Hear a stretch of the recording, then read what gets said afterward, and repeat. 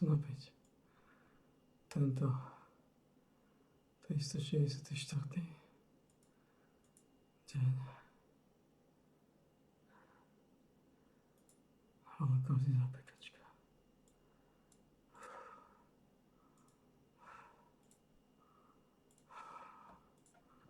Potom co napięcie.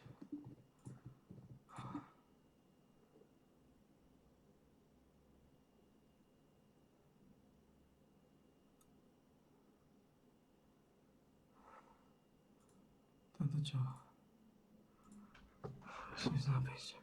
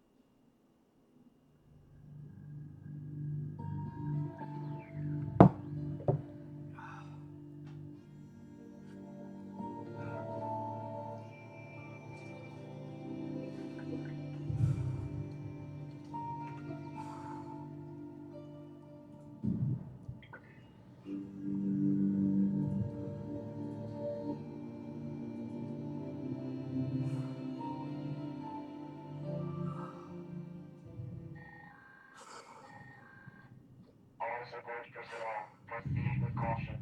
Instability detected. Mineral harvesting and all minor repair duties must be performed in a timely manner to avoid injury.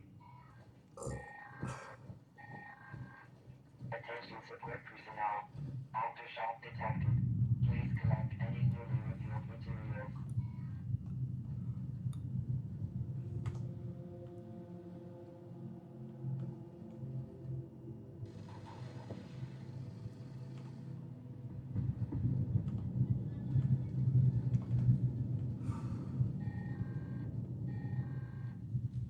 All-rider network fully operational.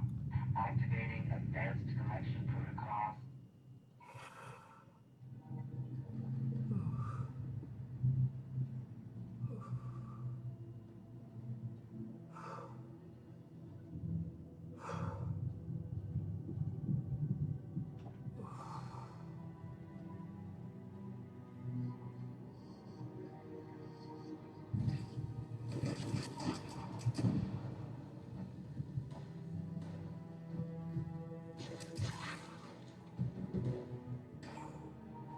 Mineral transfer required. Please use flame token.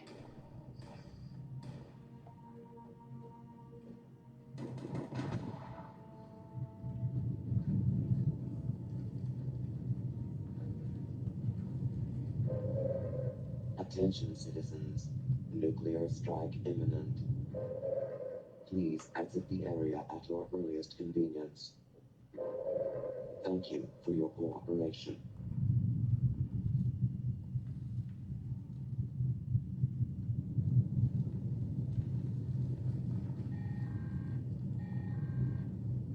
Mineral harvesting routine interrupted.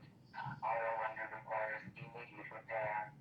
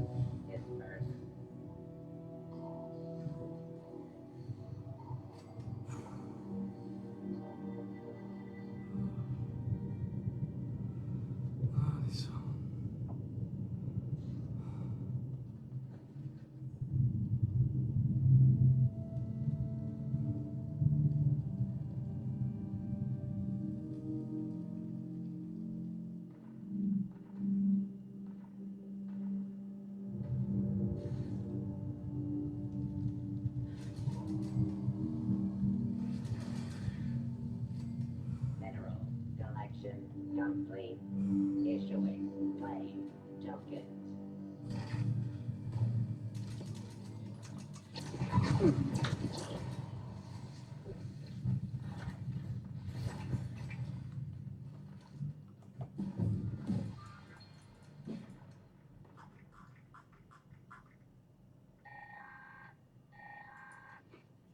a System zombie. failure detected.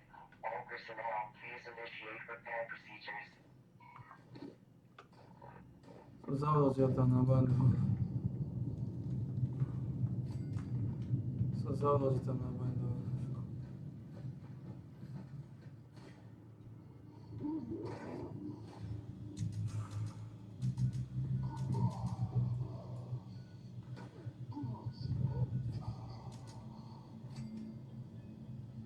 Завод где-то на банду.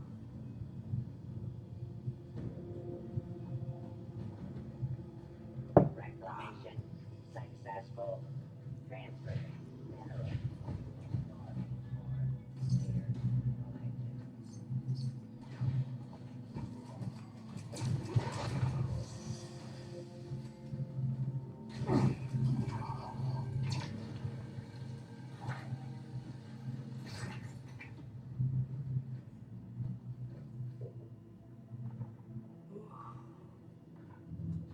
Ох.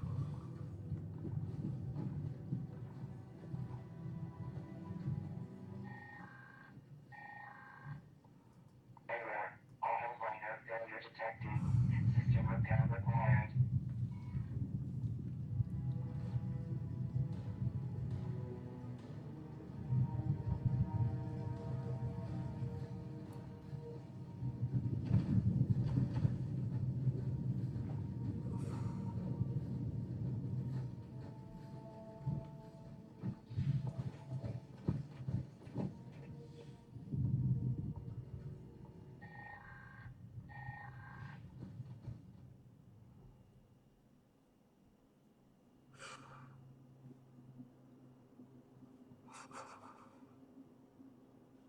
Attention, all personnel.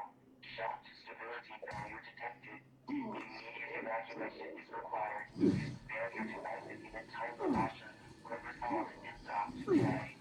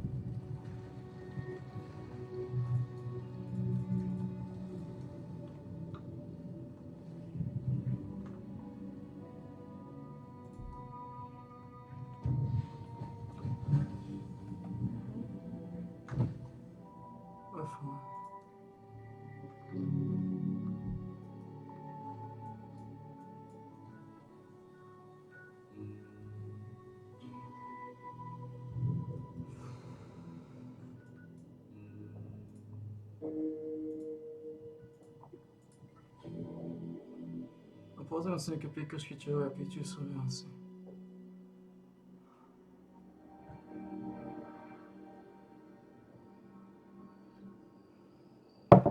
Čove, piću su ja. Pikaške piću su.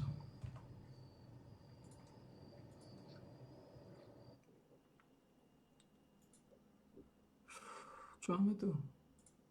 Tucker Carlson had an incredibly based week. He first spoke in Iowa with a series of presidential candidates that are frankly going nowhere. The only people going somewhere in the Republican primary are Donald Trump and presumably Kerry Lake or whoever he selects as his vice president. That's who's going anywhere right now. Vivek Ramaswamy, maybe I don't like him. You guys saw the debates I did with him, but he seems like he might even be polling higher than Ron DeSantis at this point. That guy wants to take us to war with China as well. But anyways, Tucker Carlson, he spoke with a series of presidential candidates in Iowa. Then 24 hours later, he's laying down the line in Florida. I went and saw him speak at West Palm Beach, and it was an incredible speech he gave.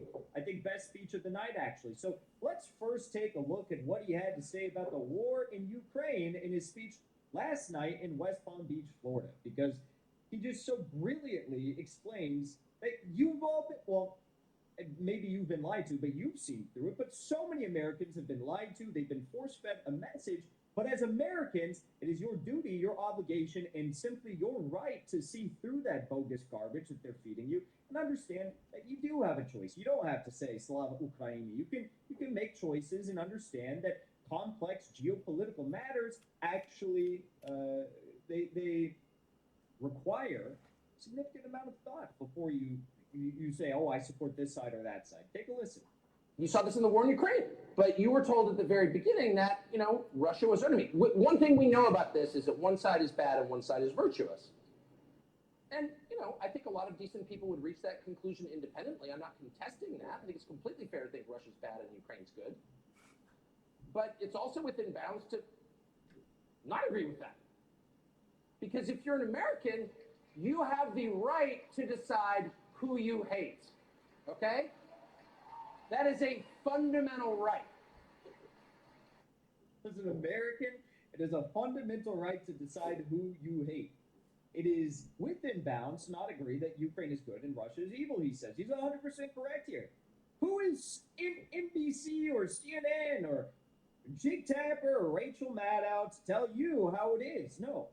You have a brain. You can think for yourself. You can understand that the country that is imprisoning all political dissidents, religious, orthodox leaders, any media dissidents, they're actually probably the bad ones here, and that is Ukraine.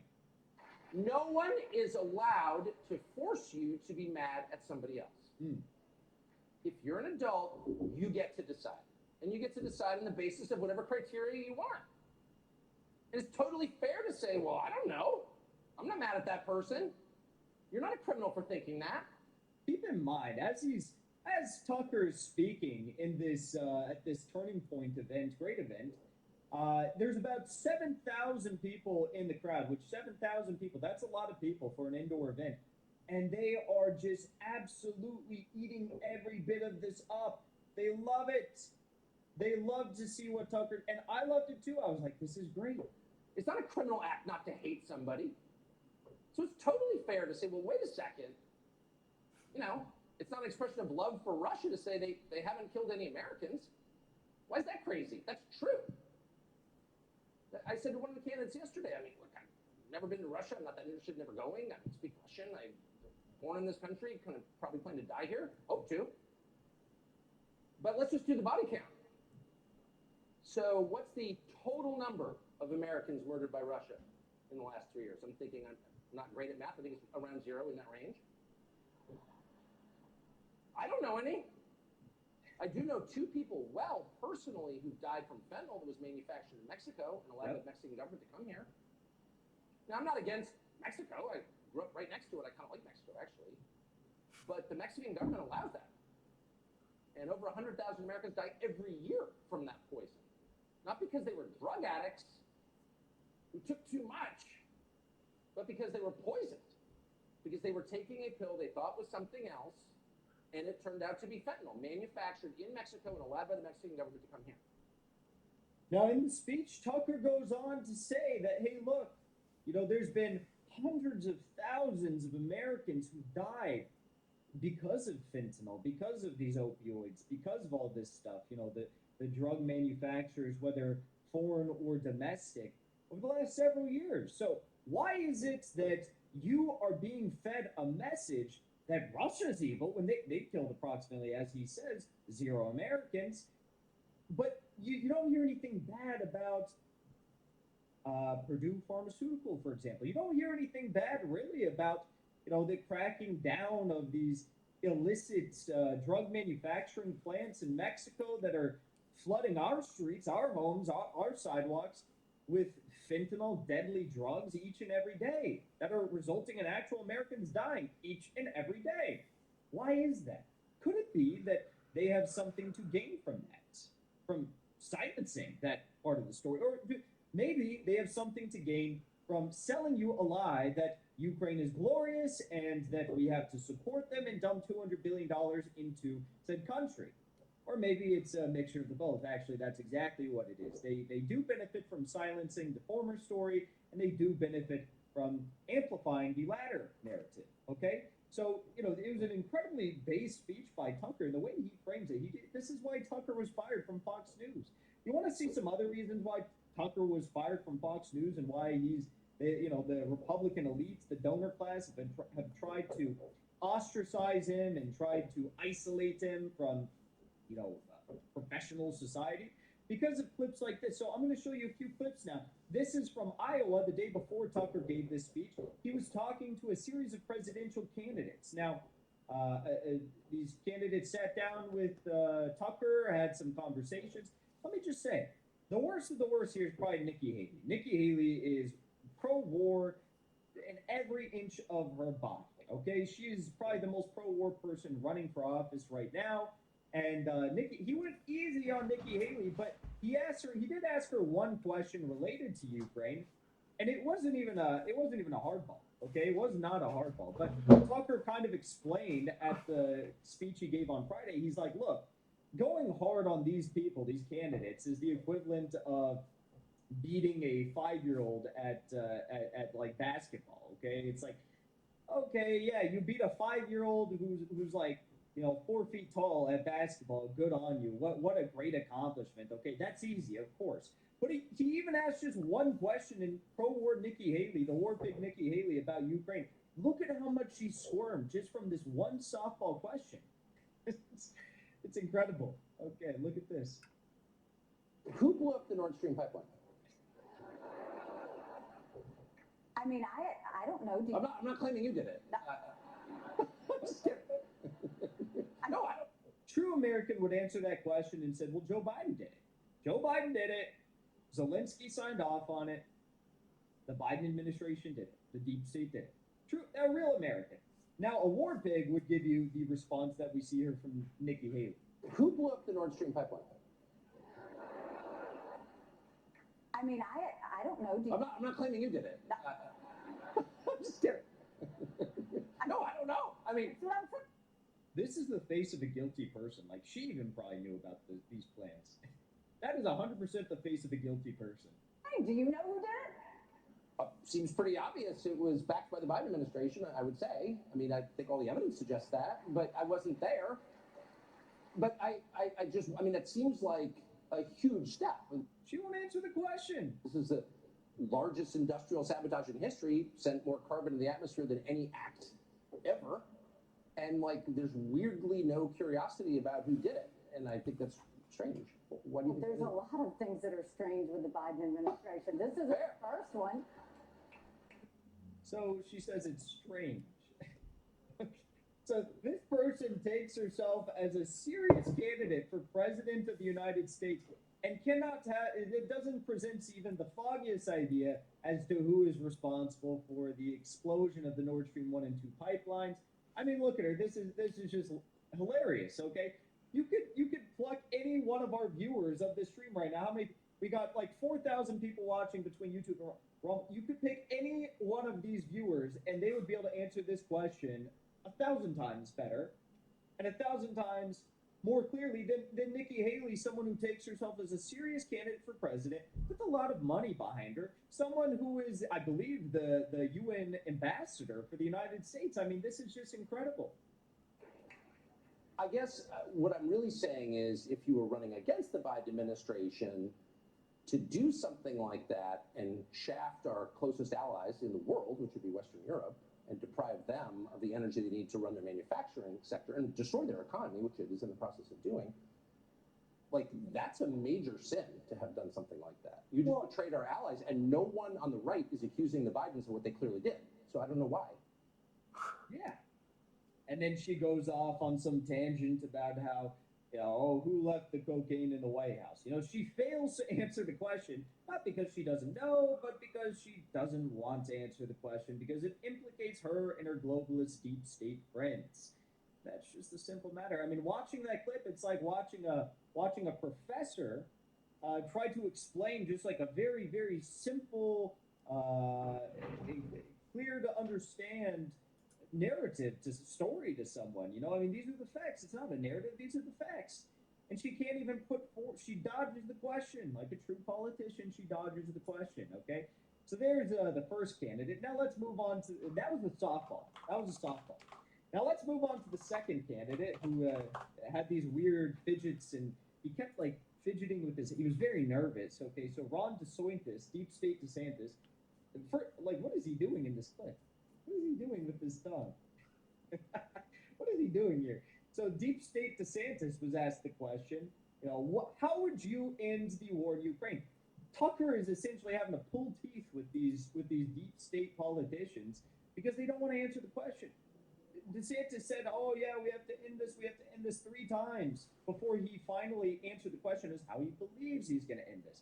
And while Trump says we're going to end this in 24 hours by saying to Ukraine, no more aid, no more governmental aid, no more military, no more nothing unless you sign a peace deal with Russia, DeSantis says that his grand idea is to force Europe to provide more weapons in the war against Russia to escalate the war. That is what I would not call having a peace deal. So you inherit this mess a year and a half from now, say, and let's just say it's static. It's where it is right now. What do you do about it? Like, how do you act? One, Europe needs to do more. This is their backyard.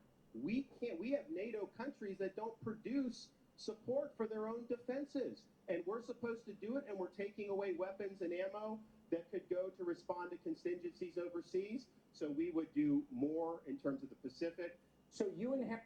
Notice how no one clapped during that? When Donald Trump says we're going to end this in 24 hours by saying no more funding to Ukraine, everyone loves it. They clap, yes, yes, yes.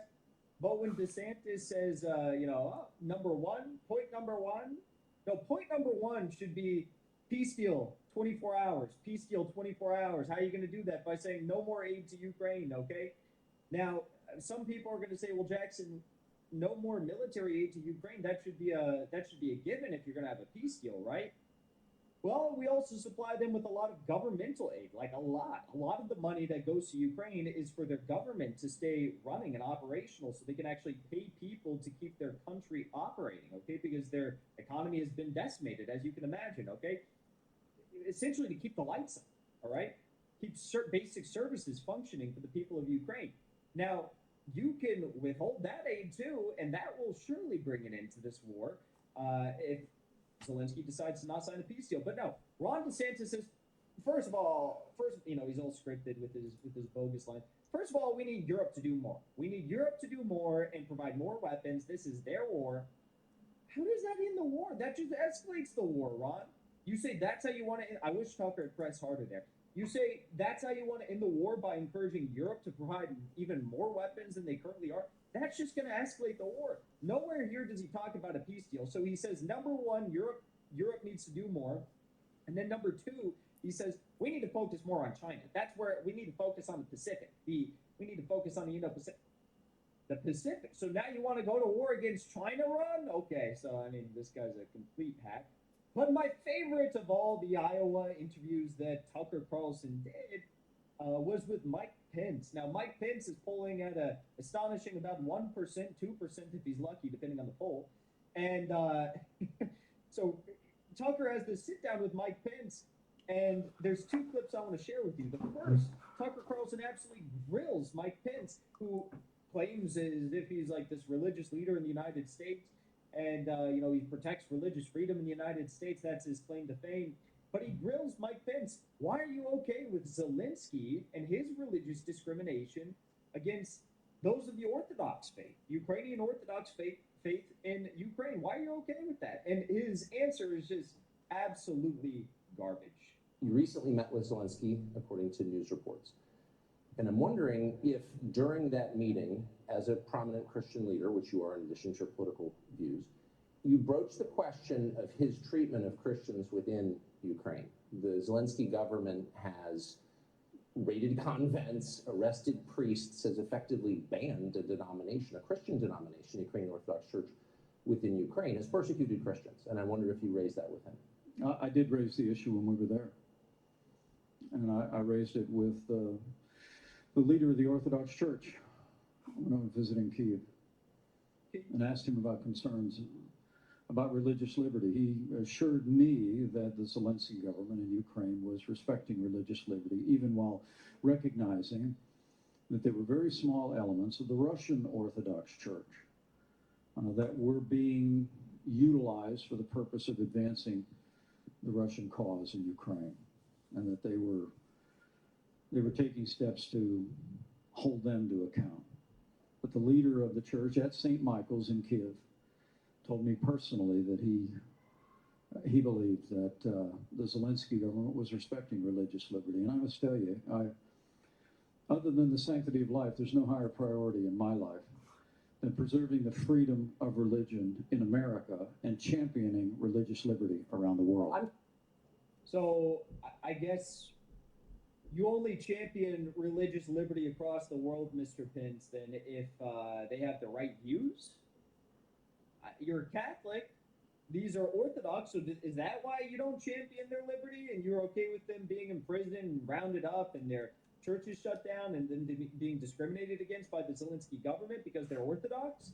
Or is it because they're pro-Russian? Is that why?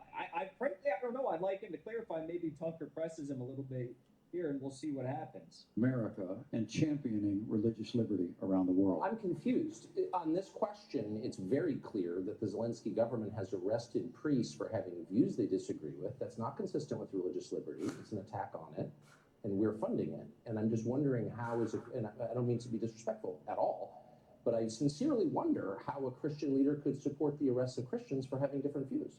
Well, what I can tell you is I asked the Christian leader in Kiev if that was in fact happening, and he assured me that it was not. People were. But it is. We have tons of independent verification that it is, including, but not limited to, Zelensky's own government publishing official statements on the closure of Ukrainian Orthodox churches.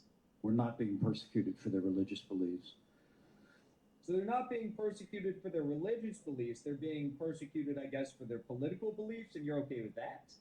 Now, He said let me take a break here. I know we disagree on this strongly, but I respect your right to your opinion on Ukraine, and I trust you'll respect mine.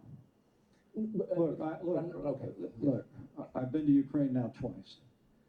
My wife and I traveled into Ukraine a month after the initiation of hostilities. We traveled then with a group called Samaritan's Purse, providing Christian relief to the millions of Ukrainians, women and children of every age that had to flee that country in the face of the unprovoked Russian invasion that began a year and a half ago. I did Some of them have had to flee, Mr. Pence, because of the religious discrimination that you said is not happening, because it's just their political beliefs. If it's just their political beliefs, why are they going after the church? Why are they going after the Orthodox Church? Took an 11-hour train ride into Kyiv. Also, again, with Samaritan's Purse, we not only met with government leaders, but we met with Christian relief workers. We're literally rebuilding homes of people in small towns, little hamlets, that a year ago were being shelled by Russian tanks. All the people in that community were just sitting in their homes. I mean, the truth is, what I saw was not just evidence of war, but I saw evil. And I believe that it is in the interest of the United States of America to continue to give the Ukrainian military the resources that they need to repel the Russian invasion and restore their sovereignty. Would you, may I ask? He's getting booed. A few claps, but he's getting booed. Would you be, and I believe you have a good faith position on this, and we have disagreements on it, but I want to just, I can't let you elide over the question of the treatment of Christians. I know, I heard and that would again. you be, well, no, but hold on. Would you be you don't accept my answer. I just told you that I asked the religious leader in Kiev if it was happening. You asked me if I raised the issue, and I did. And I'm saying I also raised it with the Ukrainians, and I was told that there are religious leaders who have been working with the Russian military that is murdering people by the thousands. Okay. Working with the Russian, what Ukrainian Orthodox Church is working with the Russian military, okay? And what support, hypothetically, would they be providing as a church within Ukraine? It's like, this is so ludicrous. It is just absolutely sickening that someone who claims to be a person who stands up for religious against religious discrimination rather would be saying that they're okay with this because of one religious group's political views. Okay, well, I don't know what this is. I really don't know what this is. I don't know if it's religious. I don't know if it's political. I know that the Catholic Church holds up the Pope, who's watching these gay pride parades and stuff like that, and these gay events. There, yeah, he's standing with him and says that he's the father of the head of the church. The Orthodox Church is Jesus Christ is the head of the. I don't know. Maybe it's that. Maybe it's that schism. Maybe it's the political schism. Pence is not being clear here, and he's rejecting the facts. I mean, Tucker, look. Wait, but hold on. Don't you think? Let me explain to you what I think our national interest is there. I would think you would have greater concern for religious liberty in Ukraine. And I'm surprised I told you I raised the issue of religious No, liberty. you spoke to one person who's clearly I didn't on say I one spoke side to of it, and there are many, many news reports that are not disputed by anybody that Right. many clergy have been arrested in Ukraine. And I'm merely saying I may not agree with their views. I'm not Russian Orthodox, but you can't arrest clergy for having different views, period. Because if you do, you violate the basic tenet of Look, I won't, look, I want to be clear with you. I won't stand by it. I won't stand for it. If people are being persecuted for their religious beliefs, I won't stand for it. But in you any do. country with which the country of You're defending our it. nation is supporting or our allies are supporting. Yes. Period, paragraph. But let me say to you, our national interest in Ukraine, I believe, is born of the fact that I spent 10 years on the Foreign Affairs Committee in the House of Representatives. I spent 4 years as Vice President. I've met Vladimir Putin. Let me tell you, if Vladimir Putin overruns Ukraine, I have no doubt that in a short period of time, that Russian military is going to cross a border of a NATO country that our armed forces will have to go and defend. So, just more deep state fear mongering from Pence here, refusing to accept the fact that there is religious discrimination within Ukraine, and it is widespread. Also acting like NATO hasn't expanded into the territory we said we would not extend into, and he's claiming Russia's going to be the one who does it. Well, Russia may do that. I doubt they're going to do that, but they may do that. But look, the facts are that NATO's the one who's expanded up to Russia's border right now, and that's on us. The last video I want to share with you here from the Iowa event to Tucker Carlson and Mike Pence was this one. This was the one heard around the world. This was the greatest clip of all time. I've never seen someone end their own political career on a live broadcast before. Here you have it. Take a look at this. I mean, this is maybe the most insane clip I've ever seen.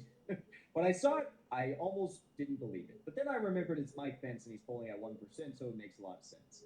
We're saying maybe January we'll let somebody transfer some jets. I'm sorry, Mr. Vice President. Have you? I know you're running for president. You are Thank you. distressed that the Ukrainians don't have enough American tanks. Every city in the United States has become much worse over the past 3 years. Yeah. Drive around. There's not one city that's gotten better in the United States. Right. And it's visible. Our economy has degraded. The suicide rate has jumped. Public filth and disorder and crime have exponentially increased. And yet, your concern is that the Ukrainians, a country most people can't find on a map, who've received tens of billions of U.S. tax dollars, don't have enough tanks. I think it's a fair question to ask, like, where's the concern for the United States in that? Well, it's not my concern. What? Tucker, I've heard that. That applause was for Tucker, by the way. That's not your concern. You're running for president of the United States. Tucker asked Pence, why is he more concerned with supplying Ukraine with tanks than the well-being of American cities? Pence's response? American cities aren't my concern, Tucker. Routine from you before, but that. I've heard this routine from you before, Tucker, and American cities aren't my concern. Map, who've received tens of billions of U.S. tax dollars, don't have enough tanks. I think it's a fair question to ask, like, where's the concern for the United States in that? Well, it's not my concern. Tucker, I've heard that routine. It's not my concern. Okay, saying the quiet part out loud, that's exactly what all these politicians are thinking. Now saying, yeah, that's not my concern. My concern as president of the United States is not American cities, It is Ukrainian cities. From you before, but that's not my concern. I'm running for president of the United States because I think this country's in a lot of trouble. I think Joe Biden has weakened America at home and abroad. And as president of the United States, we're going to restore law and order in our cities. We're going to secure our border. We're going to restore Ukrainian sovereignty. We're going to get this economy moving again. And we're going to make sure that we have men and women on our courts at every level that will stand for the right to life and defend all the God-given liberties enshrined in our Constitution. Anybody that says that we can't be the leader of the free world and solve our problems at home has a pretty small view of the greatest nation on earth. We can do both. And as President of the United States, we will secure our border, we will support our military, we will revive our economy and stand by our values, and we will also lead the world for freedom under my administration. American cities are not my concern. Mr. Pence, this is what American cities look like right now. Why are we sending $200 billion to Ukraine when our own country, as you can see here, I believe this is downtown Los Angeles. Yep, you can see downtown LA in the background there. I just left it. LA is literally, and this is no exaggeration. This isn't something crazy. Anytime, I lived in downtown LA and like this building right here over here.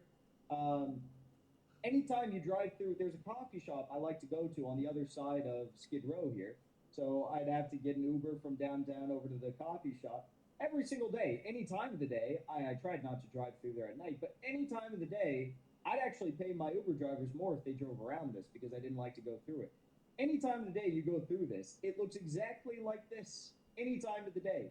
So American cities look like this. This is no exception. You go to Philadelphia, you go to San Francisco, you go to Los Angeles, you go anywhere pretty much nowadays.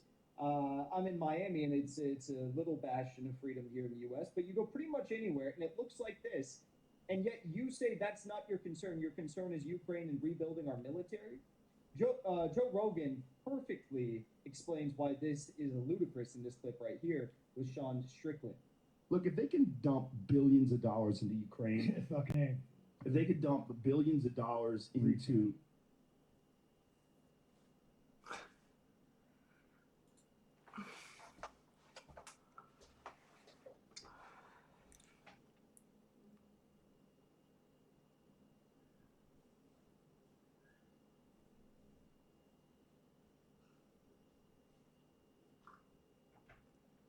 Tu put that dump.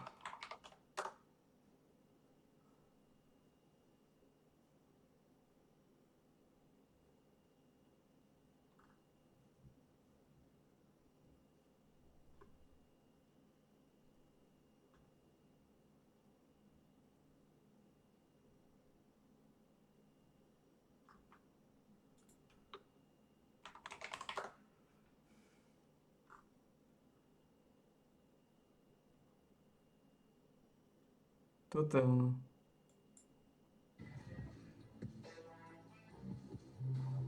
Dieta. Empathy and a healthy measure of judgment against people who would put an infant through that kind of behavior and who would invade a girl's locker room and who would parade around in their I've women. been called worse.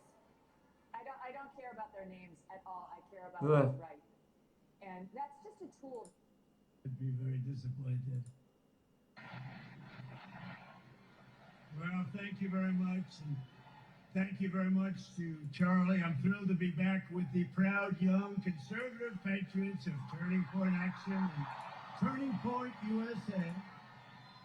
And I want to thank our good friend Charlie Kirk for everything that he's done to build Turning Point. It's incredible what he's done in a very short period of time into one of the most powerful grassroots organizations in the entire nation.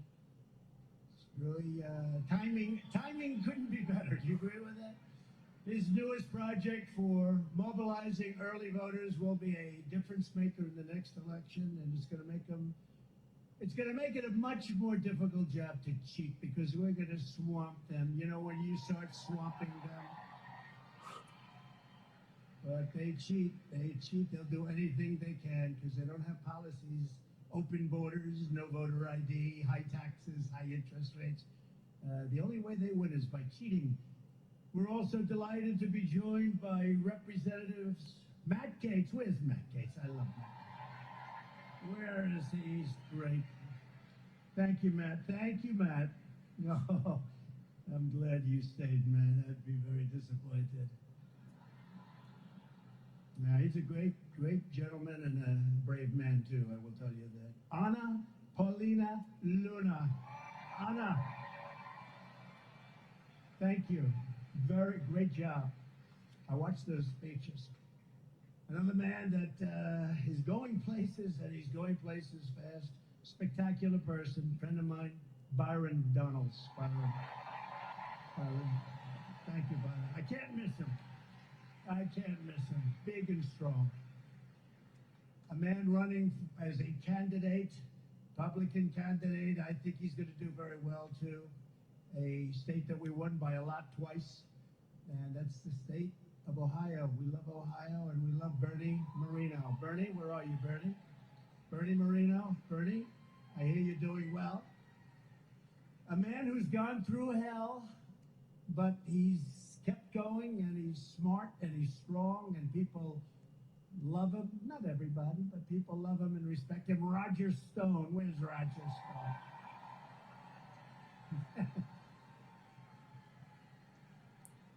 And another man, I say maybe I shouldn't be introducing him because he's a consumer man. He's not really a political man, but he turned out to be a very good political man. He understands what's happening.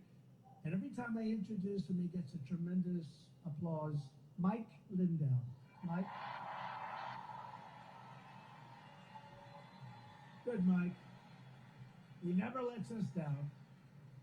And speaking of fighters, this is a true fighter. This is a real fighter. This is not a fighter with the lips, the mouth, the teeth. This is the real deal. He's a champion fighter, UFC. He's got a huge fight coming up, one of the biggest. I don't know how the hell they do it, 400, 500 shots to the head. And he's smarter than hell. I mean, how does that work? But he's here with us, champion Colby Covington. Where's Colby? Now, if I ever saw him on the street, I'd say I could take him. But it would be over fast. It would not, if I was trying to impress somebody, it would not be impressive. Colby, thank you and good luck with the fight. We'll try and be there. Great. Thank you very much, Colby. One of the greatest, he has no idea I'm doing this, but that's okay. Because he likes to keep his life private. He's one of the greatest businessmen in America, anywhere in the world, actually. What he's done is unthinkable, unbelievable. He took Marvel from a little company, bought it out of bankruptcy, and made it into one of the biggest, most powerful movie companies anywhere in the world. One of the largest owners of Disney stock. I don't think he's thrilled with the woke Disney, but I read today where they're going the other way now. That's good. But his name is Ike Perlmutter, and he's a spectacular man. Just spectacular. Where's Ike? Where is he? Got to be around here someplace. He wants no adulation either. He just loves working and employing lots of people. But he's done many, many companies, and he's been one of the most successful businessmen on the planet. 16 months from now, each of you will vote in the most important election of your lifetimes. This will be the most important election. With your country, your freedom, and your future on the line, we are in trouble. This country is in trouble. The election will decide whether your generation inherits a fascist country or a free country, whether you will have a rule of tyrants or the rule of law, whether Marxist radicals burn our civilization to the ground, which they're looking to do, or young patriots like you propel America to glorious new heights greater than ever before. Side by side, we're going to fight, and we're going to win. We have no choice, actually.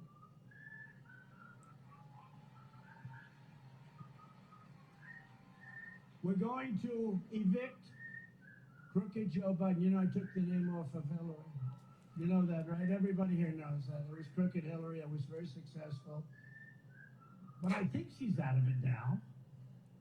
But no, I thought it was more appropriate because he's crooked as you can get. This is the most dishonest president in history.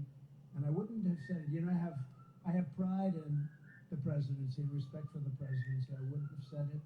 But I say things about him over the last 3 weeks that I would have never said before about any president. He is a corrupt horrible, incompetent man, and he's destroying our country, and we have to have it changed. And with God's help, we're going to save America on November 5th, 2024. When I said originally in 2016, it's the most important election, I meant it. This is far more important. This is far more important because our country is ready to go down, ready to go possibly into World War III. And this won't be a war like others. This will be a nuclear war, and the level of destruction, it's called obliteration. It's not two army tanks going back and forth shooting at each other. This is big stuff, and we have a man who's grossly incompetent, who doesn't even know where he is, who can't put two sentences together. And this is the man that's telling us what we're going to be doing. Under Biden, hope and opportunity for young people, so many young people here, are being utterly extinguished. In the Biden economy, 1/3 of Gen Z and millennials have no savings accounts and no saving whatsoever. They have nothing. They have nothing. Home ownership has been pushed out of reach for millions, with the rate of 30-year mortgages up 177% since I left office. And by the way, that's nothing compared to energy, where we were energy independent. And now you look at what's happened to energy. We're getting our energy from Venezuela. You believe that one? Real wages collapsed 26 months in a row. Real wages, because of inflation and various other things that are happening. Typical Americans have seen their incomes crushed by $7,400 a year since Biden took office. Think of that, each year, $7,400. That comes out of very, very official offices. This is the number, the biggest pay cut in many decades. Nobody's really seen anything like it, I don't believe. Millions of illegal aliens have stormed across our borders. It's an invasion of our country. That's an invasion just like a military invasion. Our rights and our liberties are being torn to shreds, and your country is being turned into a third world hellhole ruled by censors, perverts, criminals, and thugs. But as I stand here tonight, I know that the young conservative warriors, and you are warriors of Turning Point, will never let this happen. You can't let this happen.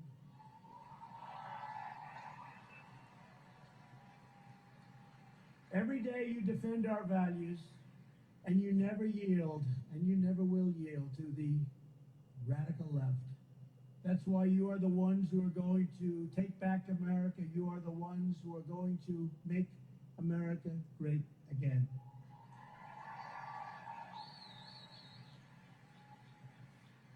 From the earliest days of our republic, every generation has been called to defend America. You always have that defend, but people say it not with the bravado that they say it now, because now they really mean it. We're in big trouble. Today, the greatest threat is not from the outside. The greatest threat is the sick, sinister, and evil forces trying to destroy our nation from within.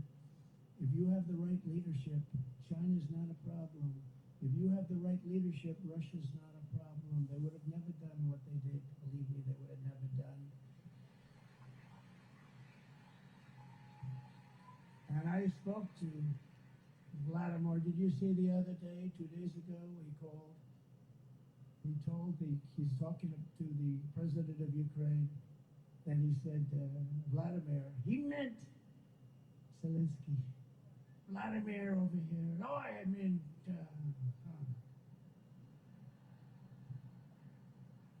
that was one of the good days, too. Vladimir, I'd like to thank you for being here. Actually, he didn't know he made a mistake. They had to tell him. Your task, your calling, your historic mission is to liberate America from these communists, fascists, Marxists, globalists, and warmongers who want to plunder the future of our country. And that's exactly what we are going to do together when we all together become the 47th President of the United States of America.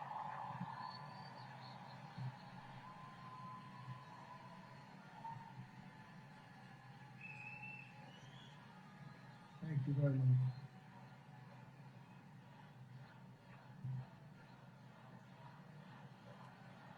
Thank you, Joanne, for the donation. Guys, I can't control the volume. For some reason, it's just low everywhere.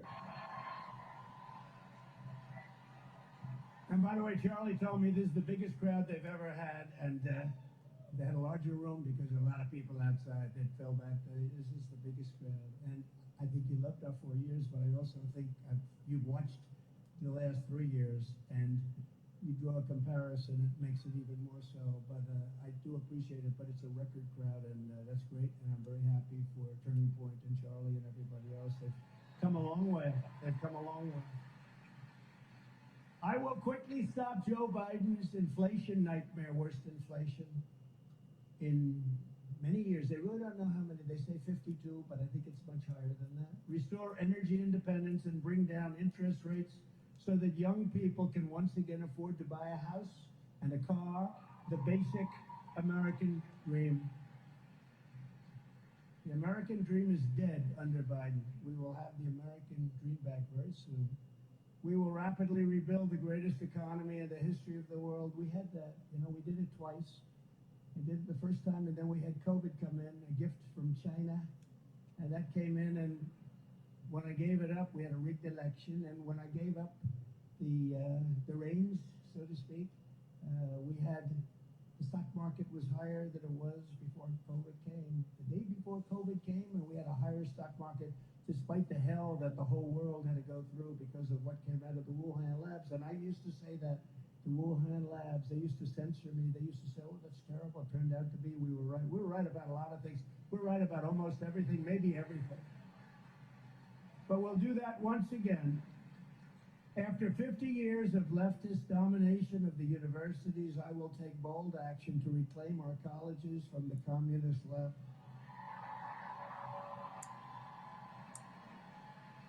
Anti-American radicals will no longer be given a free hand to dominate our institutions of higher education. Using my leverage, and it's a tremendous leverage, and I used it before very well. You know, we put penalties on them if they wouldn't let conservatives or anybody speak. Big penalties. All of a sudden, everybody was invited to speak. I don't know if anybody knows that, but you sort of felt it. But it was very good. But it was somewhat artificial, because they were doing it because they would have had huge monetary penalties, but at least we were getting the word out. Everybody should be able to speak. But using my leverage over college accreditors, we are going to choke off the money to schools that aid the Marxist assault on our American heritage and on Western civilization itself. The days of subsidizing communist indoctrination in our colleges will soon be over. And, you know, I will say this is I would say, very largely conservative group. I call it common sense group because I think a lot of conservatism is common sense. When they ask you for a definition, it starts with common sense. But I tell them very often that you will be shocked to see colleges, even the ones that you hear are most liberal. We have tremendous numbers of people out there. I think even more. They don't speak up as much, but they're starting to speak up.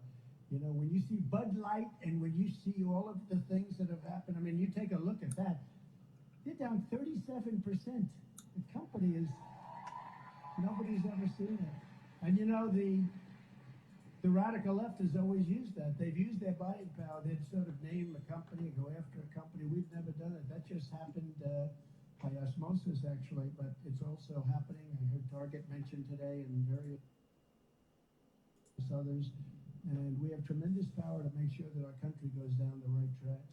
We're going to smash the Marxist diversity, equity, and inclusion bureaucracies that are driving up tuition costs and sticking you with crushing debt. And for any universities that want federal student loan dollars, we will also require them to offer real job placement and career services, as well as options for accelerated and low-cost degrees. These institutions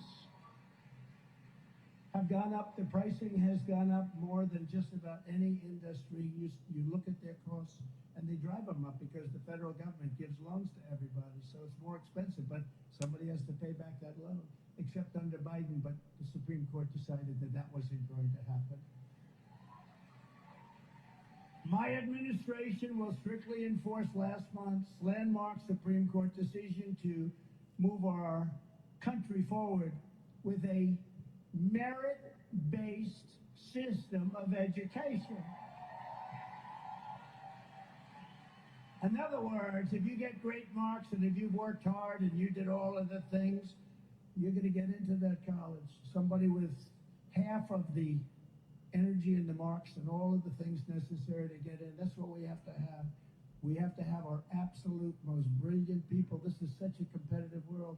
We have to have our most brilliant people going to the most brilliant schools and universities. And now, that's what we have. These are some of the things that we've done for this country, and they are big, and a lot of them people didn't think would happen. And if colleges persist in continuing to violate your civil rights, we will have their endowments severely taxed and fined, and a portion of the seized funds used as restitution for the victims of these racist practices. They're really racist practices. In addition, I want to close the Department of Education and move education back to the states where it belongs, and where parents have total control of their children's lives. That's a big thing. You know, we have the worst education system just about in the world. We spend more per student by double and triple than any other country. And yet we're ranked at the bottom of the list. Like out of a group of 40 nations, we're 38, 39. And yet we're double and triple per pupil the cost. We're going to move it back to the states, let the states, we'll have a little tiny little, just to make sure they're teaching everybody English, you know, a little bit of guide. We want to make sure they're teaching English, but a little tiny coordination, but not much. Like how about an office the size of this podium, one person. Nevada, you got to do a little bit better. No, we're going to do a job. We're going to do a job, and we're going to have great education. And, you know, it's much more pinpointed this way also, and the parents can be much more involved. It's not this big bureaucracy. And then we'll be able to sell all those buildings that are occupied right now for so much money. So much money. Pay off debt. Pay off a lot of the debt, and we have plenty of it. Under my leadership, we will bring back free speech in America. Just last week, we've had some amazing rulings, you know that. Just last week in a historic ruling, a brilliant federal judge ordered the Biden administration to cease and desist from their illegal and unconstitutional censorship in collusion with social media. In other words, the election was rigged. That's just another way of saying it. You can say stuffing the Amy, ballots. another We have that $100. too. We have everything you can have, but that's another way of saying. In fact, they did a report. Some of the great pollsters, Fabrizio, Thank you, Amy. and some of the great ones, and they said anywhere from 10 to 17 points difference because of what they were allowed to do. So that was a rigged election in so many different ways. A lot of this is just coming to light. If you saw the FBI Twitter, if you saw what happened with Facebook, DOJ, terrible, terrible thing. If we don't have free elections and great elections and honest elections where everybody believes in the election, and if we don't have strong borders, we don't have a country. And we're going to bring our country back. We're going to take our country back. Under the next Trump administration, the censorship industrial complex will be defunded, dismantled, and destroyed. We're going to destroy it 100%. And any federal bureaucrat who had a hand in illegally silencing the American people will be fired immediately. Is that okay?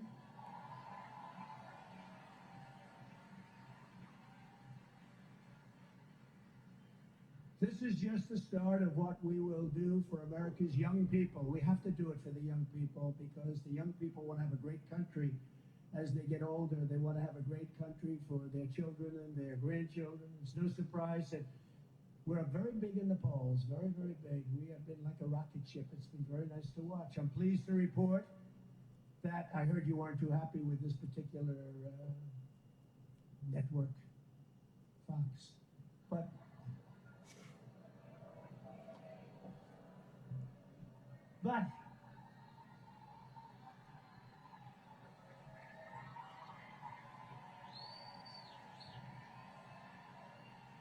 now I was watching. Now, I understand you exactly, but not exactly friendly. But in the Fox poll that was just released, which makes it even bigger if you think about it, we lead the field by 50 points among young voters. Think of that. with Trump at 64% and a gentleman named Ron DeSanctimonious at 14%. He's at 14%. And I don't know why he's not here this couple of days. He should be here. He should be here representing himself. In this week's morning consult poll of voters nationwide, it's Trump 56%, DeSantis at 17%. In Ohio, we're ahead by 44 points. In Tennessee, we're up by 49 points. In New Hampshire, we have a great team, and we love those people. We lead by 37 points. And when asked who's the best to improve the economy, it's Trump by 54 to 18 in Iowa, 55 to 11 in New Hampshire, 59 to 12 in South Carolina, and 65 to 10 in Nevada. Kobe, that's where Kobe comes from. You hear that, Kobe? So they have plenty of money to pay you when you win your fights, which you always seem to do. Then we're leading Biden by a lot. In the recent echelon poll of swing states, we're up by 7 points over Biden. You know, it doesn't sound, it's actually a lot, but it doesn't sound like much. You know, they have a natural advantage. They have certain states, rigged or not, I don't know, we'll figure that out at some point. But they have certain states, and it's 7's a lot, but we have another poll, we're up 10, we're up 11, we're up 9, and we're up 12. That's a lot. You know, hard to believe. That's a lot. You'd almost say, who the hell would vote for this guy? If the whole thing is such a mess. But they have a natural constituency. What can I tell you? You know who the constituency is. And a lot of that constituency, like unions as an example, a lot of them are voting for us. Maybe the top guy who's a natural taken care of by the Democrats. But I'll tell you, those unions are voting for us. And a lot of people that traditionally don't vote Republican, they're just fed up. You know, the Democrats, you have a lot of great people that love our country. They want to make our country great again. They want to make America great again. They're going to vote for us. We had a big turnover and a big crossover in 2016. We have it now, too. We had it in 2020. Actually, we had it much more in 2020. We got a hell of a lot more votes than we did in 2016. And by the way, in the brand new Florida Atlantic poll, good poll, Atlantic University, we are totally dominating DeSantis right here in the state of Florida. So we want him to get home and take care of insurance because you have the highest insurance in the nation. And the bill that they passed made it very good for the insurance company. All the money that he's using, which now is stopped because all of the people that were supporting him, they're saying, hey, wait a minute, you're down by 57 points. You know, they make, like,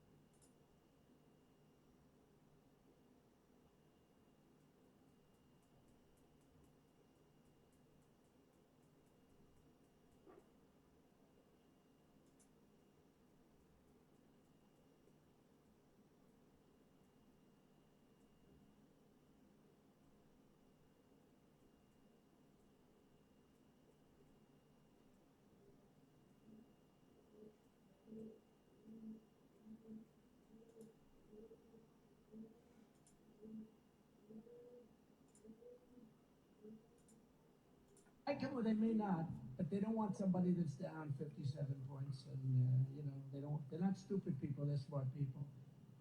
In fact, all of a sudden I'm getting calls from people, they're saying, you know, sir, I just called to say hello. I said, I thought you were a DeSantis follower. Goes, no, not at all. That was a false report.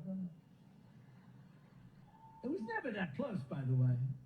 It was never that close, but it was at 21, 22 points. That's a lot different than 50 and 60 points.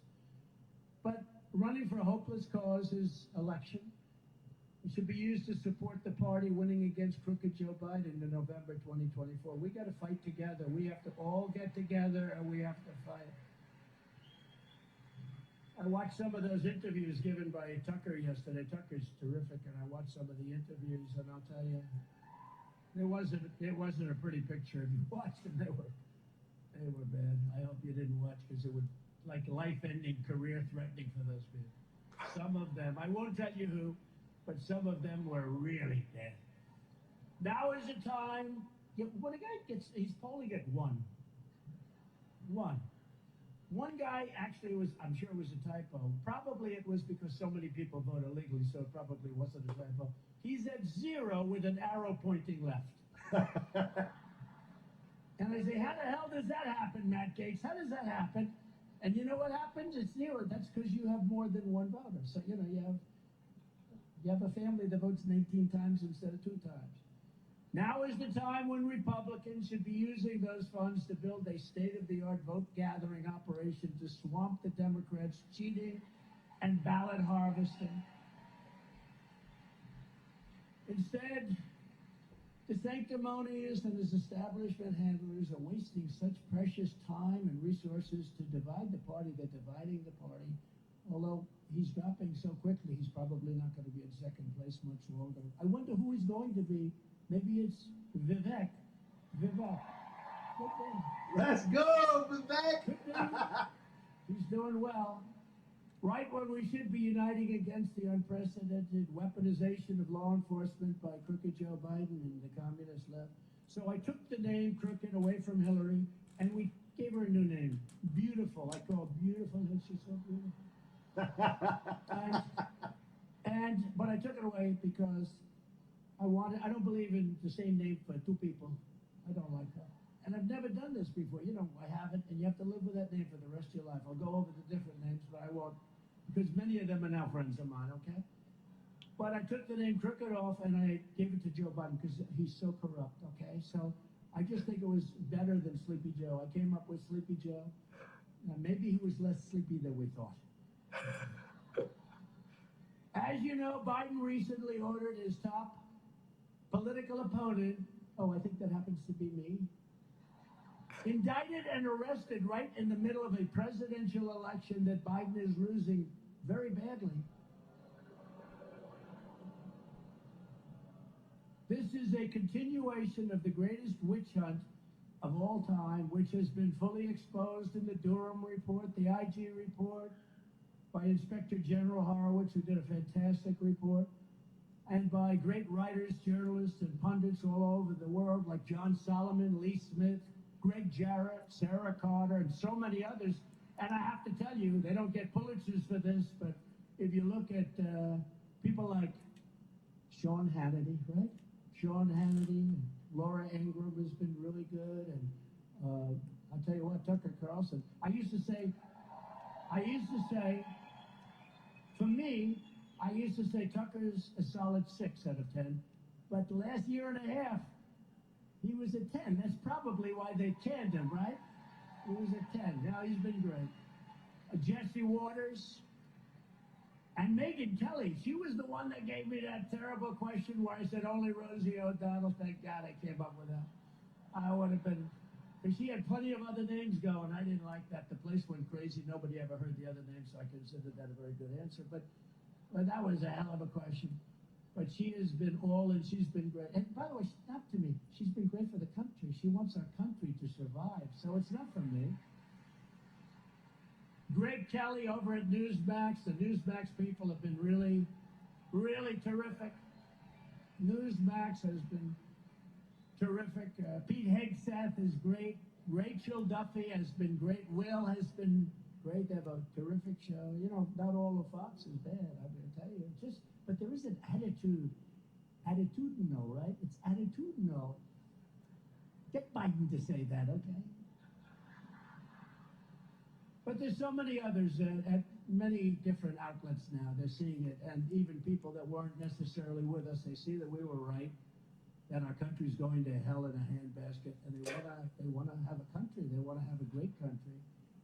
The primary purpose of what they're doing is also very simple, and It's never been done in this country anywhere near like is happening now. It's called election interference. It's a form of cheating. You know, it's going to be hard for them to cheat the way they cheated when they used COVID to win an election. This is election interference. It's indicting people, making people go through hell, destroying their families, doing things that nobody ever thought was possible. And this is really how low they've fallen. This is an attempt to win the 2024 election. And so far, and I hope it continues, but so far it's had the opposite effect. I mean, it's really lifted us to new heights because people know it's all bullshit, okay? They know it. Oh. They rigged the presidential election of 2020. We're not going to allow them to rig the presidential election of 2024. And Charlie and all of the people at Turning Point, I know, are going to be very active in the election, very, very active, and they're not going to let it happen. And he's going to be almost, you could say, in charge of certain states that we won by a lot, and they just, what they did was so terrible to this country. The only thing I can say is we've now seen how bad it is, how bad their policies are. So in one way, that's the only way, but in one way, we're showing the world, we're showing the country how bad they are. Open borders, how stupid is open borders. All of these things that they've done to destroy our country, so we can actually be more effective in the next 4 years because of it, because it's so bad what they've done. Charging a former president of the United States under the Espionage Act of 1917. This is meant for developing a nuclear weapon in your basement. Is one of the most outrageous and vicious legal theories ever put forward in an American court of law. It's considered one of the meanest, most vicious acts. It's a very, very unfair and horrible act that was passed in 1917, and for many, many years in Congress, they've been trying to get rid of it because it's so heinous, it's so horrible. And by the way, Biden has 1,850 boxes of documents. Many of them are classified, and he's not allowing them to see at University of Delaware. He's got boxes in Chinatown, D.C., Chinatown. He's got boxes at Penn, the Penn Center, where China gives tens of millions of dollars a year and where he makes a lot of money. And he's got boxes under his Corvette on his garage floor with a garage door that you can cut open with a scissor. We know those doors. You lift them up. They advertise them. You lift it up with one hand. This is a protection. And where Hunter lives, I believe that's where Hunter lives. And these are documents. Now, why hasn't he been charged under this act? Why hasn't he? It's probably 30 times the number of documents. And I had the protection. It's not the protection, it's the law, but I had the protection of the Presidential Records Act. And they don't. It's never been used. This act, this heinous, horrible act, has never been used before for this, anything like this. But it shows you how nasty and horrible this administration is. These are nasty, horrible people. The espionage. Think of that, the word espionage. The other is called the Presidential Records. That's what it is. It tells you exactly what you have to do. And basically it says the president makes the determination. And it's a civil act. It's not a criminal act. It's a civil act. And it only pertains to the president. So it wouldn't pertain to Biden because he wasn't president when he took all those documents. But why isn't he, think of it, why isn't he charged with espionage? It's really, we have a two-tier, but the people of the country will not stand for it. Under the Presidential Records Act, again, not a civil, this is civil, not a criminal law. It had every right. As president, you have every right to have these documents, personal belongings, and whatever else there is. Joe Biden didn't have the right. Mike Pence, and let's let him go. He had a couple of documents. Let's let him go. Let's let him go. But he didn't have the right either because he wasn't president. It only pertains to the president. They were not covered by the Presidential Records Act, but these scoundrels and thugs, they all come after Trump. Let's go after Trump. You know why? Because we're leading. If we were down in the polls, or if I was not running, if I was in a nice location somewhere getting a beautiful suntan saying, isn't this a beautiful one? But I'm fighting for you, that's all I'm doing. What? What a life. But I enjoy it. Because we created, prior to COVID coming in, and then what we did to get it back was incredible. But prior to COVID coming in, created the greatest country ever in history. We had never African American, Hispanic American, Asian American, women, men, people with no diploma, people #1 in their class at Harvard, Wharton, MIT, the best schools. Everybody had a job. And even people on the left were calling me, let's get together. Success can bring the country together. We had the greatest success. That was the most successful period in the history of our country. And when people ask me, you know, because we talk about the left, we talk Marxist, and we talk all this, you know, do you notice how many people, and they're on my side, so I don't want, but you notice I started using the Marxist and all of fascist. I started putting in certain words into my talks and speeches. Do you notice how many people are now using those words? I noticed coming into the plane, everyone's talking about the Marxists. We've got to stop the Marxists and the fascists, but I don't care if I'm copied because they're right.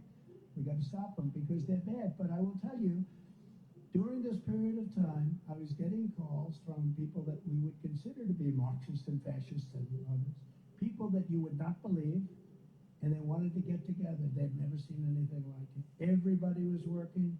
We were energy dominant, really. We were getting ready to be, we were going to sell energy to Europe and to all parts of the world. We were at a level that we've never seen. We had $1.87 gasoline. We had everything going. I had Anwar approved. Even Ronald's friend and some of our people, Roger, as an example, big fan of Ronald Reagan, but he tried to get it done. Anwar couldn't get it done. The Bushes, of course, couldn't get it done. They didn't come close. But everybody wanted Anwar. Bigger, perhaps, than Saudi Arabia in terms of liquid gold in Alaska. I got it done. And the first thing they did is canceled it. And they canceled the Keystone Pipeline. And then energy started to go up, and then everything went to hell. And that's what caused the inflation. And we're going to be drilling, and we're going to be doing all sorts of things. And inflation's going to come down rapidly.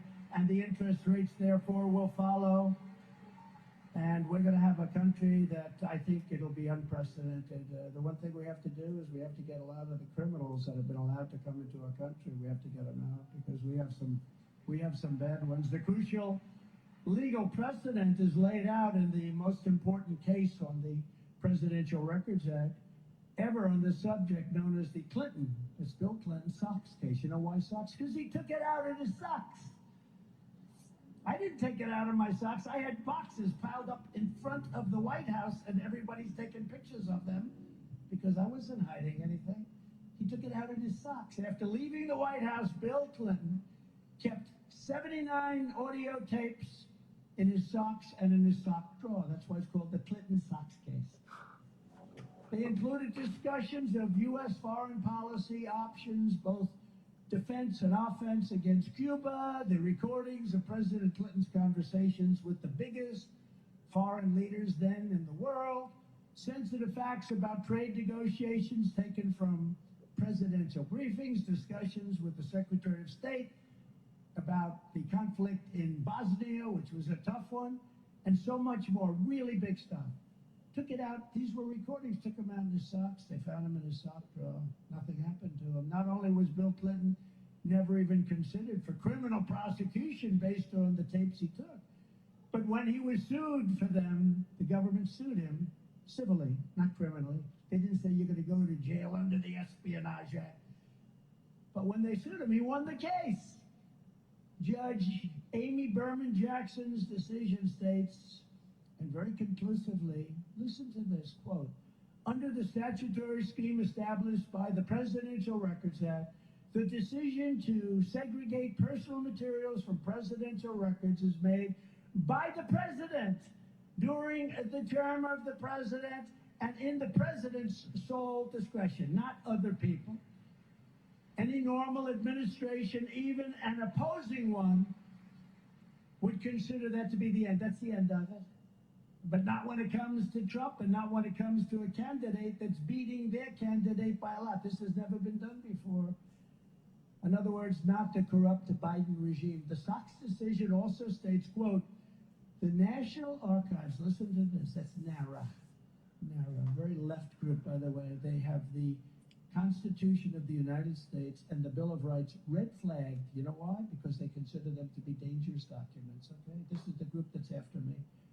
The National Archives and Records Administration, NARA, does not have, this is her decision, respected, does not have the authority to designate materials as presidential records. It's not up to them. NARA does not have the tapes in question, and NARA lacks any right, duty, or means to seize control of these tapes.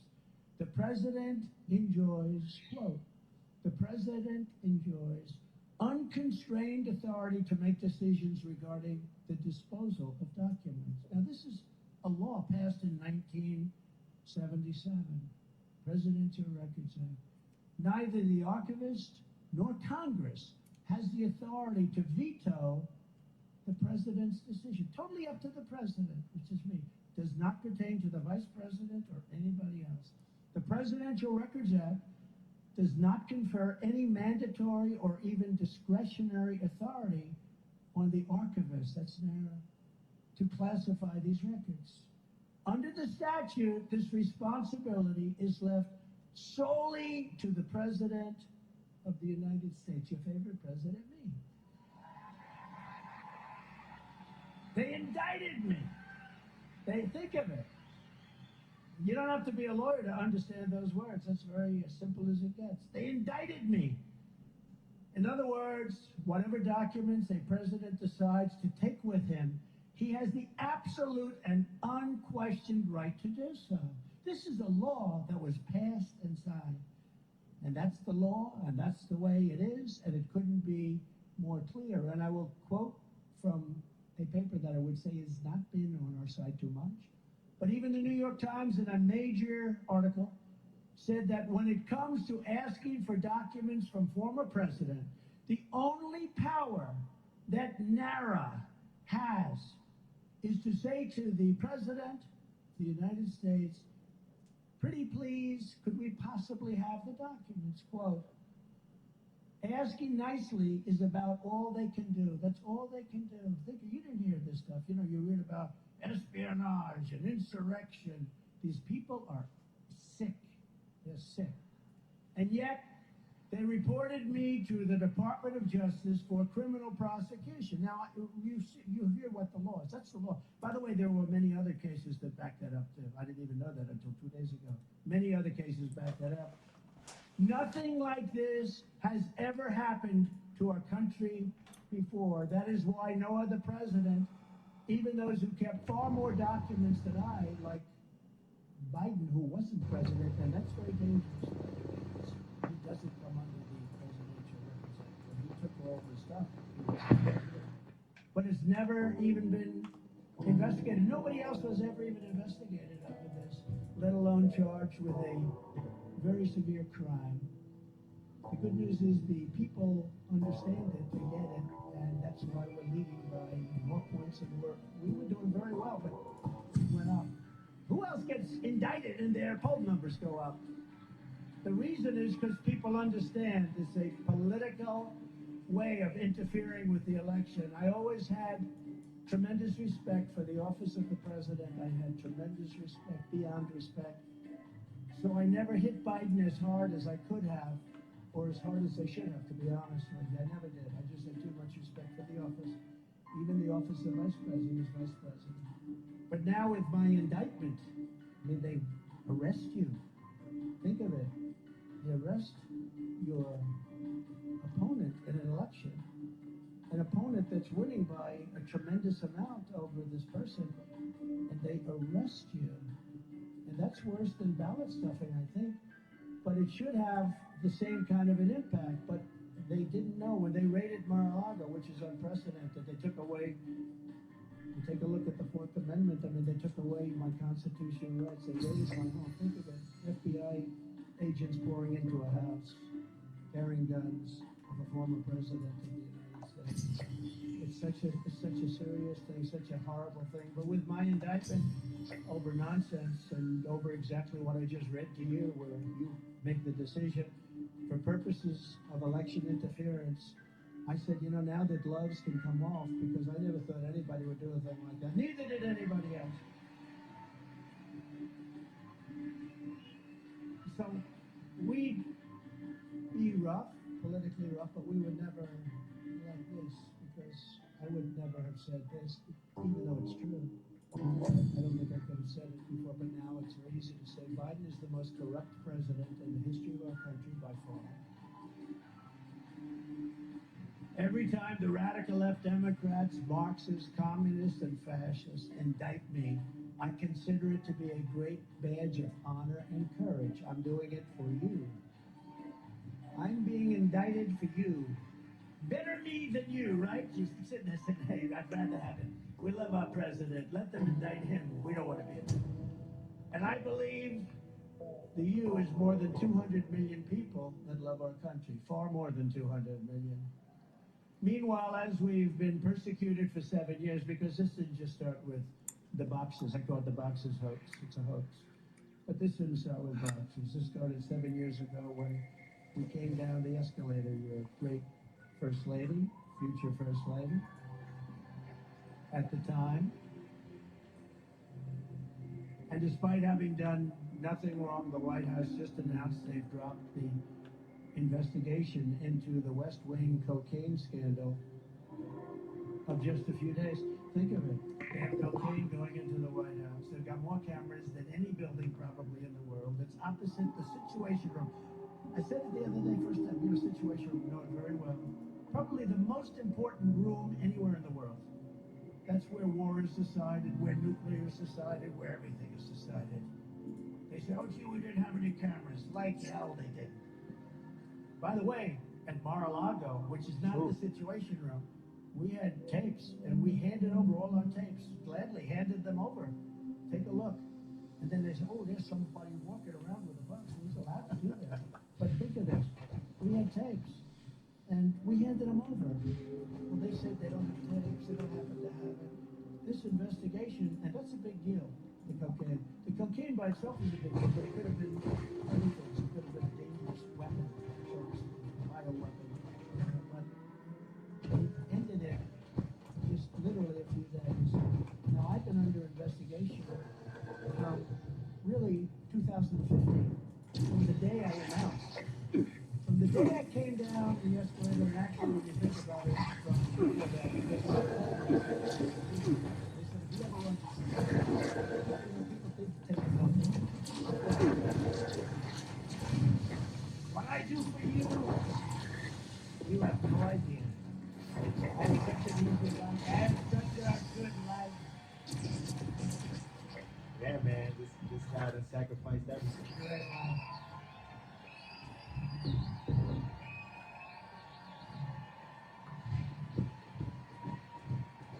But I'm very glad I did it. Somebody asked me the other day, with all we've been through, thank you very much. I appreciate it. But somebody, very, very successful person, man who's one of the most successful people, said, I don't know how you take it. I said, do I have a choice? Because these are scoundrels. I said, I don't know how. Could I ask you a question, President? If you had it to do again, would you do it? Because I did have a great life. If you had it to do again, would you do it? I said, without even a question. Because we did something that nobody else could have ever done. What we did during that period of time was incredible. And more importantly, now we're going to do it again, and we're going to do it even better. So it's never even a doubt. Not even a little doubt in my mind. And I have to say, because with all the fake news back there, if I said, oh, jerk, it would be headlines. He wished he didn't do it. No. I'm very glad I did it. And more importantly, what's coming up is going to be greater than ever before. I promise you that. But never forget, our enemies want to stop us because we are the only ones, and that's all of you and me, all working together, who can stop them. We're the only ones that can stop them. They want to take away my freedom because I will never let them take away your freedom. It's very simple. They want to silence me because I will never let them silence you. And in the end, they're not after me, they're after you, and I just happen to be standing in their way. That's true.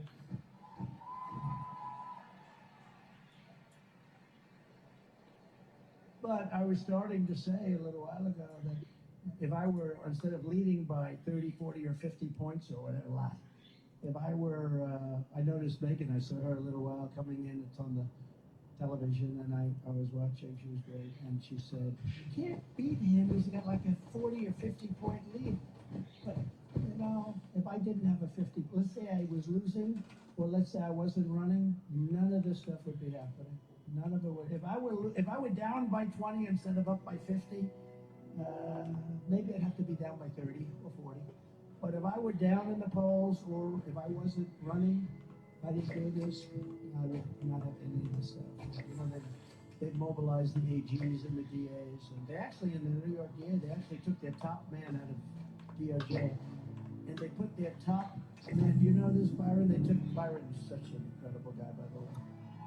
He made a good speech, too. He made a good speech. He's got a big, big future. All of those three that he introduced have an incredible future.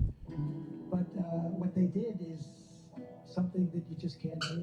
What they're doing is just unpermissible. And people were shocked. Even the fake news was very surprised. I promise you this, that if you put me back in the White House, their reign will be over and America will be a nation once again. It'll be free. I ran twice. I won twice. I did much better the second time than I did the first, it's true. Getting millions and millions and millions more votes the second time than I did in 2016, and likewise getting more votes than any president in the history, sitting president in the history of our country by far. And you know, I also had the biggest margin. You know, usually when, like Obama, he ran, he got much fewer votes, many fewer votes the second time. You know, when he was reelected, he got much less than he did the first time. Most presidents are like that. You know why? Because people get bored. They get bored with their president. You're never going to get bored with me, I promise. I'd be so insulted. That'd be very insulting. But from a voting standpoint, no president has ever gone up that much. I went from 63 to 61. I was told by the pollsters that you could get close to 63 again.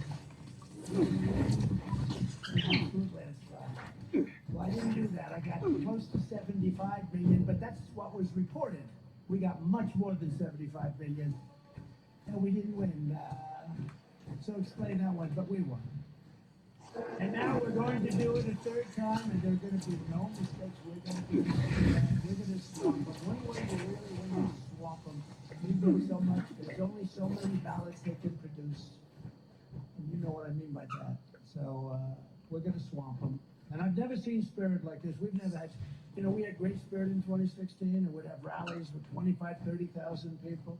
We had a rally the other day in South Carolina where we had over 80,000 people coming on just a few days' notice.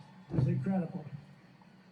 And we had great support. You know, again, we got many millions of more votes the second time. We had tremendous support, tremendous enthusiasm. We have never, ever had enthusiasm. Even look at this crowd. We've never had enthusiasm like we have right now. And a big part of that is you see how bad they're running our country, how incompetent they are, what China's doing to us, what everybody's doing to us. The country is laughing at our leader. They think he's a gross incompetent, that he doesn't know what he's doing, and he's totally corrupt. Other than that, he's doing a wonderful job, isn't he? It's such a sad thing for our country to be represented by this guy. I was watching his recent meetings over in Europe, and he doesn't know where the hell he is. He's on a stage, and he wasn't too sharp 30 years ago. Okay, he was not the sharpest one in the pen. Just think of what we already accomplished in 4 incredible years. We delivered the largest tax cuts and regulatory cuts in history. And likewise, we built the greatest economy ever in the history of the world. China was going to catch us for 20 years. 2018, China was going to overtake us. We were doubling up. We were so far ahead of them, they never had a chance. And if we had a smart president, they would never be able to take us.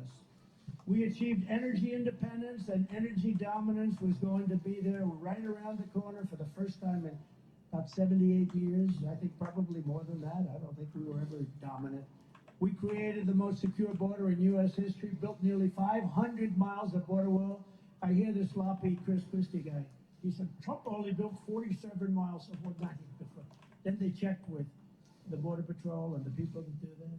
Almost 500 miles of wall. And remember this.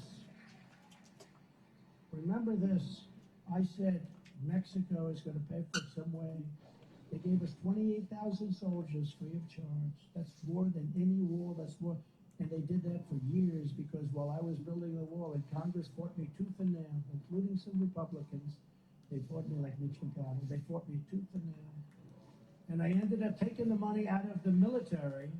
I took the money out of the military because I considered it an invasion of our country. And we built almost 500 miles of wall. And then I said, we completed that job. And I said, you know, we're going to need some more because people are coming around other areas. So we ordered 200 miles of additional wall. It was ready to be installed. Could have been done in 3 weeks. It was all there. It was all built. The hard part is getting it there and building it and getting it there. And they didn't want it to go up. And that's when I first, I guess, believed that they actually want to have an open border. It's so crazy. With people coming in, the likes of which you don't ever want in your country. But we got Mexico to give us 28,000 soldiers free of charge. And that was hard. I like the president of Mexico. He's great. He's a socialist, but you can't have everything, right? But he's a great guy. And they laughed at me when I said, I want you to supply 28,000. That's what we need, soldiers along the border while we're building the wall. And they said, why would we do that? I said, you just have to do it. Please do it. I would appreciate it. We will not do that. I said, well, are you sure? Then they sent a representative to see me at the State Department with a woman that was very good. She worked on Mexico for 25 years. She said, sir, they'll never do that. She'll never do that. They'll never do remain in Mexico. They'll never do catch and release into Mexico. They'll never do any of these things. I said, yes, they will. No, they won't, sir. They won't. I said, yes, they will. You watch. The guy comes in, the top representative comes into the office. I said, we need you to give us 28,000 soldiers for our border, please. He laughed at me, thought I was a fool. And I said, no, don't. If you're going to give me those soldiers. No, we cannot do that, sir. We cannot. How foolish a request. I said, no, you're going to do it. You're going to do it. And if you don't do it, on Monday morning, we're going to put a 25% tariff on every single product coming out of Mexico, including cars, 32% of which you stole from the United States. You know, they took 32% of our car manufacturing business by stupid presidents that allowed it to happen. We didn't allow it to happen. Now it's happening again. I hate to tell you, Michigan and all the states that are so good, it's happening again. They're taking the car business. The electric cars are not going to be built here. They're going to be built in China mostly. But I said to him, I'm signing this 28,000 soldiers. And what's the story? Sure, I'd like to be able to make a call. Do you mind if I come back? So I told him about the 25% tax tariff. And it comes back about 3 minutes later. Sir, we'd be delighted to supply you with 28,000. We would be delighted to give you all the soldiers you want. Please don't do that to us, sir. Please, I beg you. No, he said, we'd be delighted. It would be my great honor to give you 28,000 on behalf of the Mexican government. And these were very good soldiers. They were not politically correct either. They said, you cannot come in. And we had the greatest numbers anywhere. We deported also illegal alien criminals like MS-13 gang members that killed people for fun. At a number nobody's ever seen before. Thousands and thousands. I never got enough credit for that whole there, but we had the safest border in the history of our country. Now we have the most unsafe border, I think, in the history of the world. No country would allow millions of people to just walk across the country. We have no idea who they are. I fully rebuilt the United States military, created Space Force, defeated ISIS, something which they all said you couldn't do. I did it in 4 weeks because we have great generals. We have great generals. We have not the ones that you see on television, the real generals that we have. And we have great generals. And we brought our troops back home. We got them back home. But we defeated ISIS. And I was the first president in decades who didn't start a war. I didn't start a war. We had peace through strength. As I was building that military, we got more and more bravado going, but they respected us. We did a great job, but we do. We have great soldiers. You know, it's very important for you to know that we had a case with ISIS. I was told it would take 3 or 4 years to defeat ISIS, and we had I wanted to see, because I couldn't understand it. You know, they're great fighters, by the way. And I said, I want to go, and I want to see what's going on with that, because we wanted to go with ISIS and we wanted to do the Taliban in Afghanistan. And so I went to Iraq and I landed at this big, beautiful Air Force base, cost billions and billions of dollars to build. I landed in the dark of night. Sir, would you please turn off your lights? 21 years I have to turn off the lights to Air Force One, would you please? And we actually came in a tanker. And I'm saying, you know, with all the money we spent, 21 years, we're flying in on these planes at dark. And, you know, I tell the story. Should anybody want to hear the story? So I get on Air Force One, and we're getting ready to land in Iraq. And they come, we're about an hour and a half out. Sir, we'd like to turn off all lights in the plane. Oh, why? Why do I have to turn off lights? Sir, we want the plane to be totally dark. We're going to be landing in an enemy zone. They said, we've been fighting it for 21 years. We got the best weapons. What the hell is the enemy zone? But we know, sir, we're landing in an enemy zone. So I said, all right, close it up. Then they come in, sir, we're going to close all the blinds. I would talk to blinds, this. I mean, there wasn't a light in the plane. I couldn't see where the hell I was. I had a meeting with some people. I couldn't even see them across the desk. It was just great. But I said, you know, I want to go up and I want to see the landing and I want to go. I have great respect for these pilots. You know, they look better than Tom Cruise, okay? These guys, they are the most handsome human beings I've ever seen. I don't like being with them too long because, you know, you get an inferiority complex, a crew car. Yes, sir. They're perfect people. You know, the top 10 people, whatever, fly Air Force One, the best people you've ever seen. So anyway, so I wanted to stay with the pilots, and you know, because I'm hearing about this landing, and we're an hour and a half, and then half hour. I said I'll go up with the pilots, so they're leading me along the hallways. It's crazy. Think of it. We can't control that. It's so terrible. And I go, and I'm sitting right behind the captain, the plane, and him, and the co-pilot, and the others. There were a lot of people up there, all like central casting. You could make a movie with every one of them could be a star. Make bigger stars than they have right now. Today, who the hell do we have? We don't have stars. Today we have Rosie. Today we have Rosie. Wasn't that a lucky answer when I gave that to Megan? She just said to me, what a great answer that was, because it cut off that question. That was a horrible question. But, so I'm sitting with the pilots, and sir, we're getting ready to land. And they have, I don't know if anybody sat in one of these big commercial planes, but it's incredible. They have a computer voice, and it goes out, sounds like a person, but it's not, very official. 1,900, 800, 700, and it goes down, that's feet. Now, 700 feet when you're in a 747 is not high. That's real low. 600, 500. I said, Captain, Captain, are we okay? Because, you know, I'm used to landing. You see lights ahead, right? You know, it's called a runway. Yes, sir, we're fine, sir. He's like, you know, I'm saying, Captain, I don't see the lights.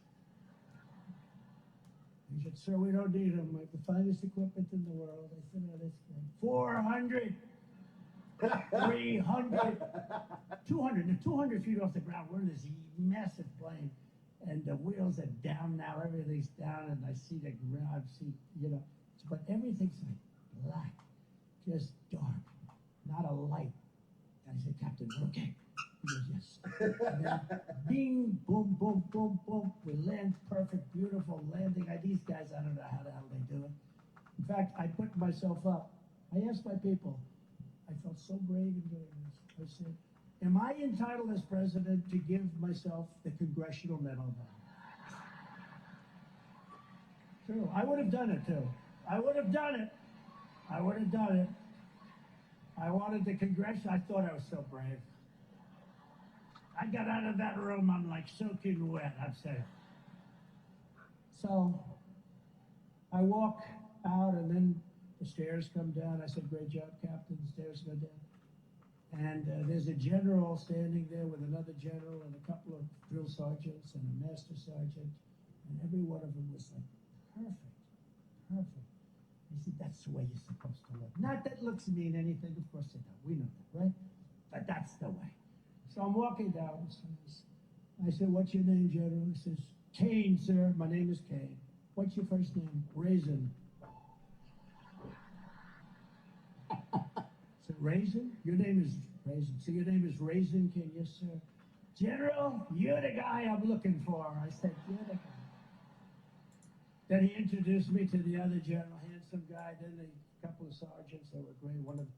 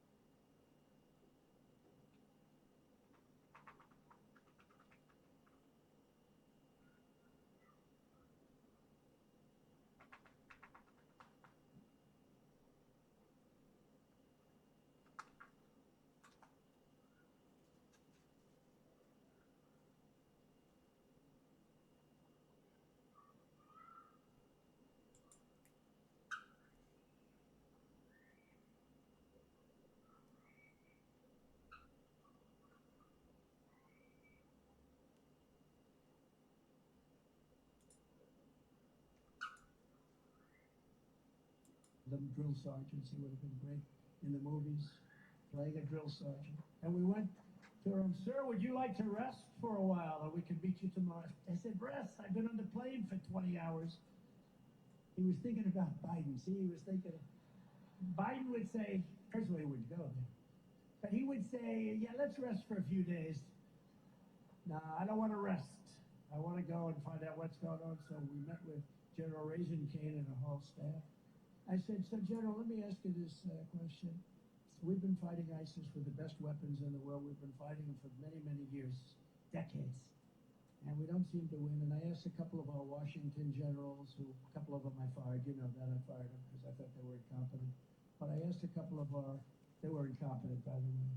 I asked a couple of our generals, why is it that we can't defeat ISIS? We have the best equipment in the world. We have the best weapons in the world. Nobody even close. We have things that nobody, that I won't talk to you about, but we, unlike Biden, where he tells everybody we have no ammunition. How about that one?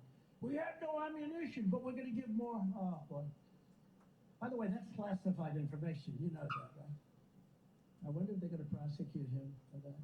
What a stupid thing to say, though, if you're running, you know. What a stupid thing to say you have no ammunition. So I said, so General, they tell me it would take years to defeat ISIS, and they're not sure they can do it. What do you think? Sir, we can have it done in 3 weeks. This is Raisin Kane. I said, General, explain that, please.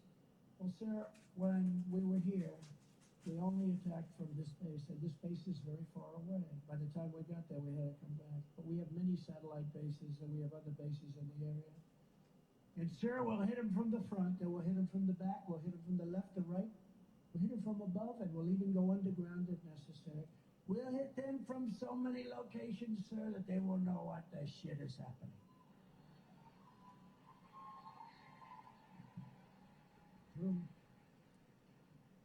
And I said, how sure are you of that? He said, sir, 3 weeks, maybe 4, but you'll have time left over. Now, you have to understand, I was told in Washington this thing would take years and years. We've been fighting it for years and years. That's why I went to Iraq, to find out why can't we win? Why can't we do this? Why can't we defeat ISIS? Okay? The ISIS caliphate. And so I said, General, I'll speak to you during the week, and I appreciate what you told me. And we stayed there for a little while. We had lunch and dinner with the troops, and then I got back on the plane, and we left, and I came back, and then on Monday or so I called.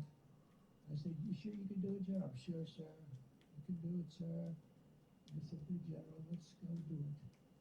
And he just went wild.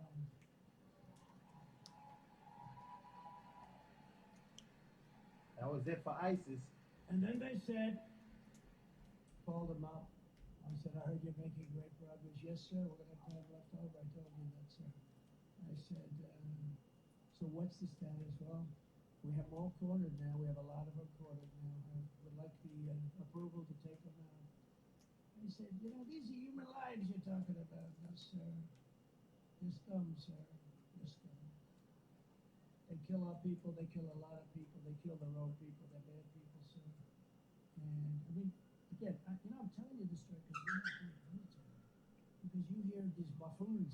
They can't get out of Afghanistan. They take our military out first. They leave 13 dead soldiers, and what they don't tell you is how many were horrifically wounded. Their face, their arms blown off their... And these are incompetent people. I didn't lose one soldier in 18 months in Afghanistan. Not one. So I said to him, Sir General, what do you want to do? Take them out, sir. Just give me the order. No, General. How about surrender? Do you think they'll surrender, sir? They don't know what that means. They don't know what a white flag is, sir. They don't surrender. You know what I'll tell you? You know, fly over them a few times with those big, beautiful X-16s. The F-16s are very scary. I said, just go fly over them, and maybe you'll get them to surrender. They won't surrender, sir, but I'm going to do that. So a couple of days later, he said, sir, we flew over them, and they're not doing anything other than they want to fight. And I said, then what you have to do is you have to do what you have to do. And he did his job, and I'll tell you what, we defeated 100% of the ISIS caliphate. And I said, now you can come home. Come home, General, come home. I tell you that story because it's important for you to know our military is great. We just have incompetent leadership, grossly incompetent. And when Putin went into, look, I mean, it's so sad to see, when he went into Ukraine and he, did what he did, he would have never done that. In a million years, it wasn't going to happen. I used to talk to him. It was the apple of his eye. I knew that. I knew him very well. I actually had a very good relationship with him. Everyone said, oh, that's horrible. Don't forget, I'm the one that closed down his pipeline. I'm the one that gave them the javelins, the anti-tank buster. When they say Obama gave him sheets, Trump gave him javelins. I was the worst thing that ever happened to Russia, but I got along with him. But think of it, I closed down the biggest job they ever had, which was a pipeline, which was going to make them so much. Biden, in his first week, approved the pipeline and let Russia go there. I had it turned down. They had started it, it was almost finished, and I stopped it. Who could do that but me? Nobody else is going to be able to do that. Nobody. I mean, I look at all these candidates, and they're lightweights. But no, nobody else is going to be able to do that. So I stopped that. Did so many other things. And then the disinformation Democrats, these people are disinformation. It's all they're good at. They say, Trump is soft on Russia. I was soft on Russia. We wiped out all those tanks with the guns. I gave them, and all the sanctions I put on. And yet I got along with Putin. But the apple of his eye was Ukraine. I said, Vladimir, don't do it. It'll be so bad for you if you do it. We will hit you harder than anybody has ever hit you. You got lucky with Germany, they froze. You got lucky with Napoleon, they froze. We're not going to freeze. Missiles aren't freezing as they're pouring. And he didn't believe me, but he believed me 5%. That's all we needed, right? And I had the same conversation with President Xi of China. Same conversation with President Xi. I said, don't go into Taiwan, President. And I had a great relationship with him, too. It's funny. The ones I got along with best were the tough ones. The weak ones, the weak, squeamish ones, I didn't get along with them so well. I could give you some names, but I won't bother. But the tough ones, Kim Jong, he's going, please, give it. Kim Jong-un, I got along with.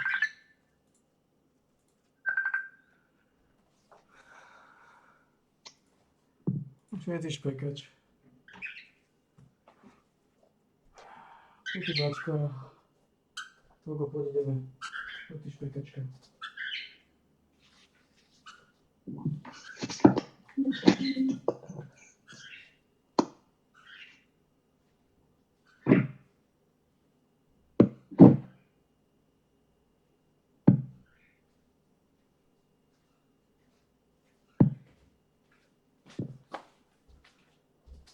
Kiedyś pekač, ako to odsypalo. Ešte rozbaliť?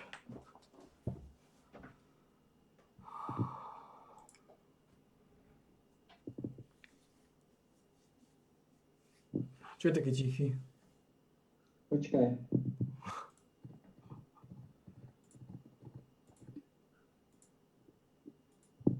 Ako tam strašne dáva bomby. Nobody tougher. Tremendous nuclear capability. Nobody tougher. When we came down and when I had that little seating session, which is traditional with President Obama, he said the single biggest problem we have is North Korea. I said, have you spoken to him? No. Have you called him? No, but he actually did 11 times, according to Kim Jong-un, which I believe. There aren't a lot of phones over there. They have one phone in the communist headquarters, so it's not a lot of phones. But we went very nasty. It was Little Rocket Band, remember? It was all the different things. I was calling him names. He was calling me names. He said, I have a red button on my desk, and it works for nuclear. I said, I have a bigger button on my desk, and my button really works, you know? And it was sort of dangerous. A lot of people thought it was dangerous. And all of a sudden, I got a call.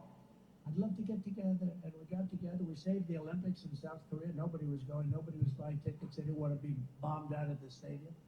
And as soon as that happened, we even put North Korea into the Olympics. It was a whole thing. We did a great job. We get no credit for it, but we did a phenomenal job. And there was no threat to nuclear. Remember, I went there and I walked across. Secret Service and all of the people said, please don't walk into North Korea, but I did. I walked into it, and boy, there were a lot of guns pointed at me, I'll tell you. But we did, and we got along with them great, and we would have had... Čo sa deje, tučniak? Čo tam funíš?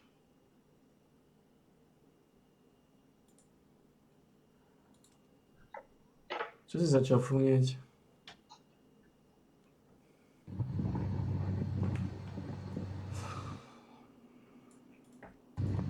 V týchto ťažkých časoch.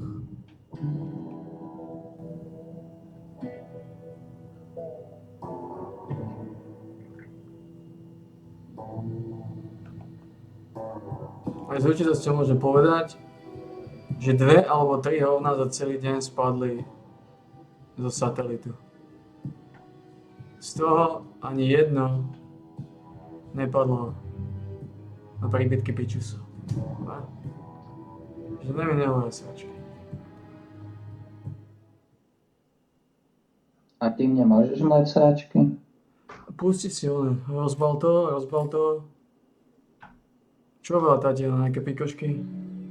Tatiana hovorila, že má nasolené na zadku. Čo? Čo to Tátie pečivo.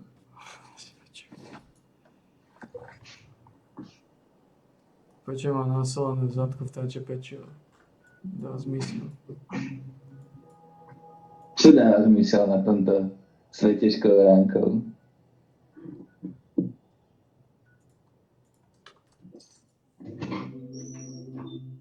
Nedávaj sem ten koš. Prečo sa ti len čistý? Nechaj ho na chodbe. Prečo?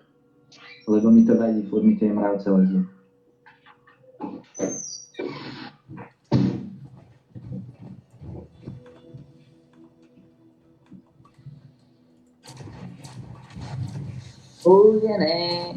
Údené šušelie. Ber to z rezervou.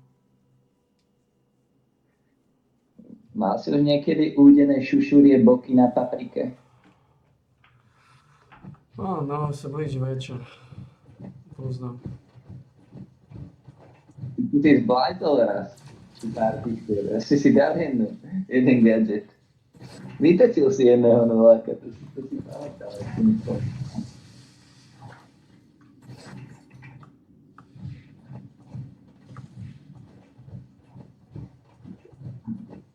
Prečo som to aj ja robil? To mi vysvetlí. Ja som to nerobil.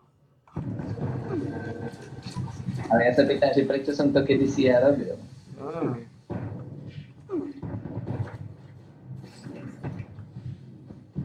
Takže nerobil som to veľa, tak 10 krát za život.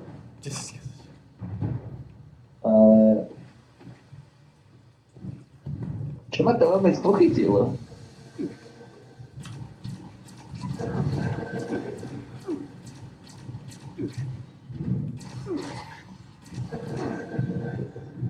Ty by si to pozrel, že? Mňa, ako je to barbarčím. No, neviem. To je veľmi ťažké, to je mohlo byť aj depresívne. Až na to žalúdok? No, tak ako žalúdok nám to mám, ale no. Neviem, čo by s nami spravilo taká skúsenosť.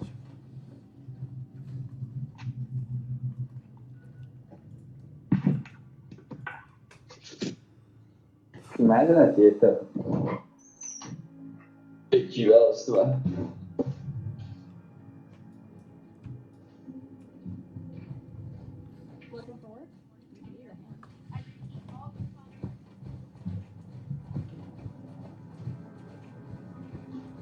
Flashbacker na čas, no.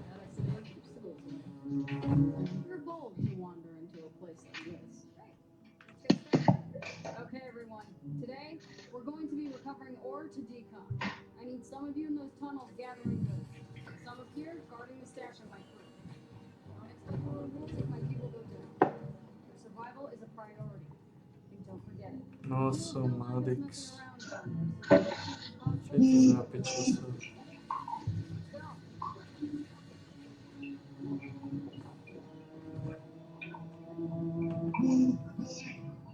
Zase to tam zvučí. Si robíš srandu, ale to tam zvučí.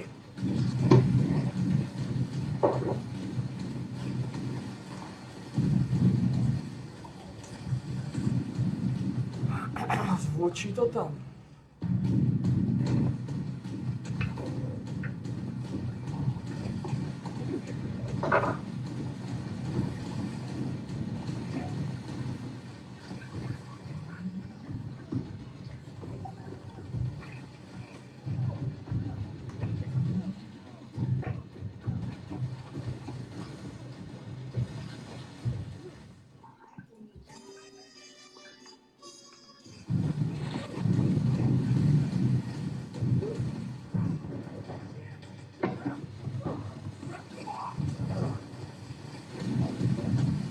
Beda, no. Breaker na čas.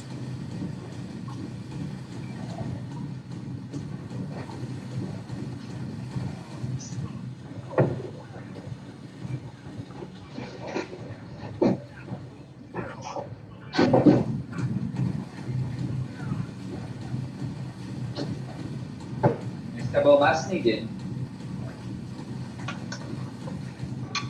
Čo nám bolo masné?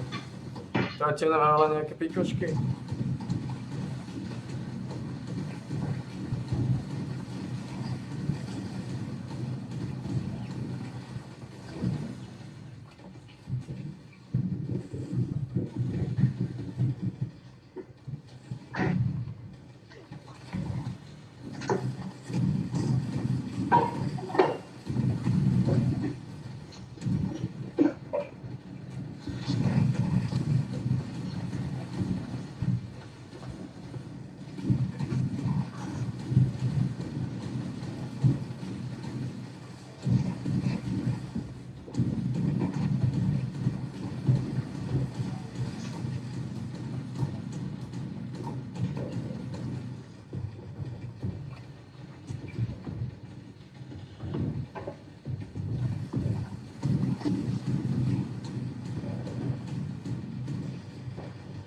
Dáte navrhovať nejaké pikočky?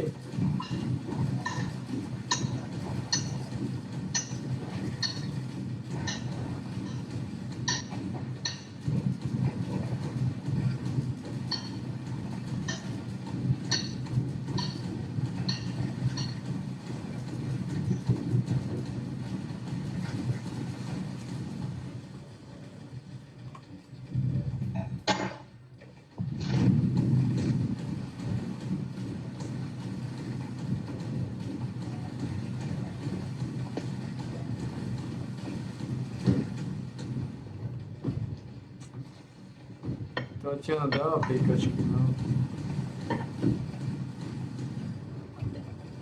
Tatiana dáva piky.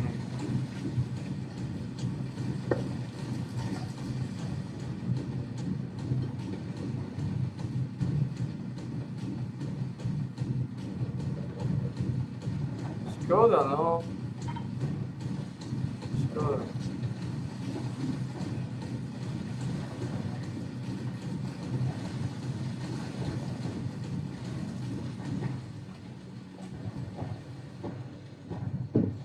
bude robiť? Čo tie pikiny?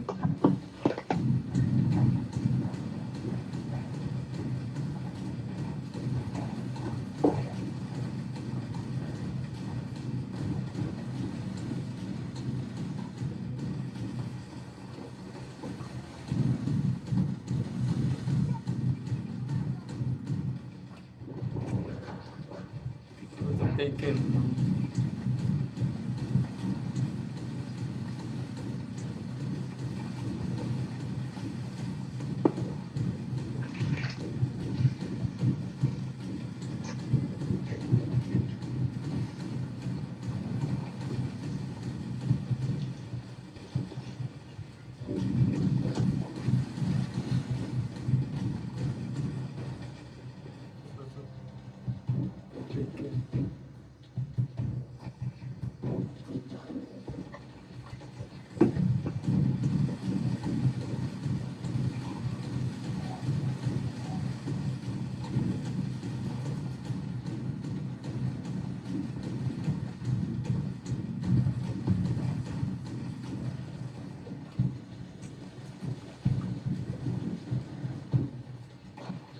Počúvaj ma, niečo sa mi stalo s klávesnicou.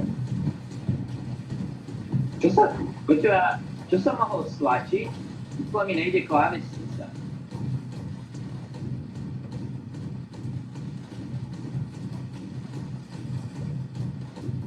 Normálne mi nejde unlock.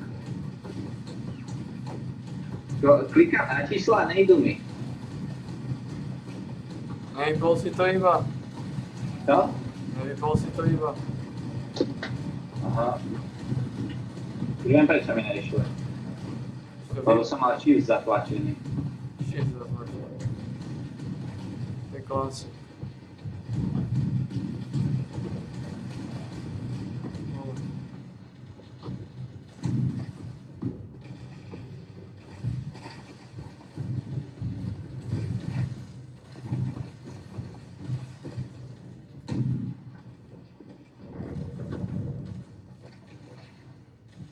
Máma.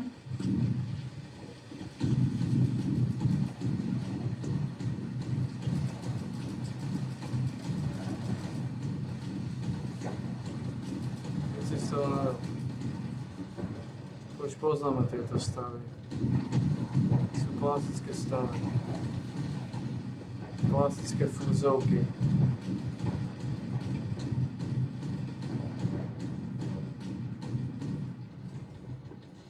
Poznáme klasické fúzovky.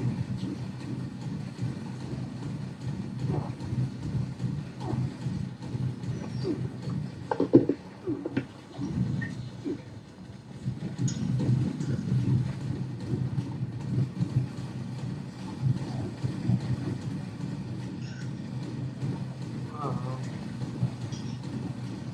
A čo si počneme?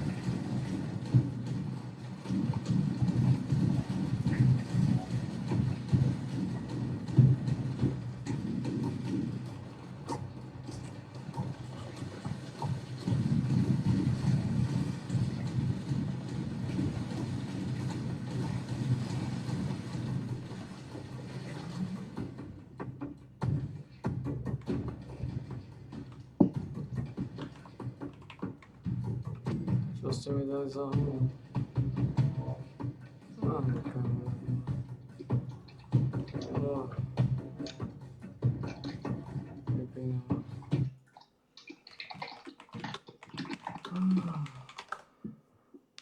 Časy. Sledujeme časy.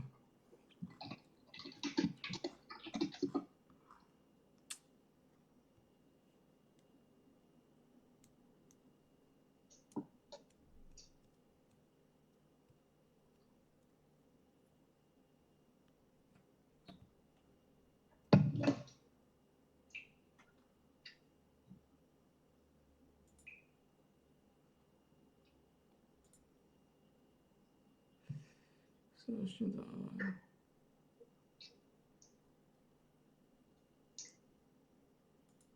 Strašně dávajú.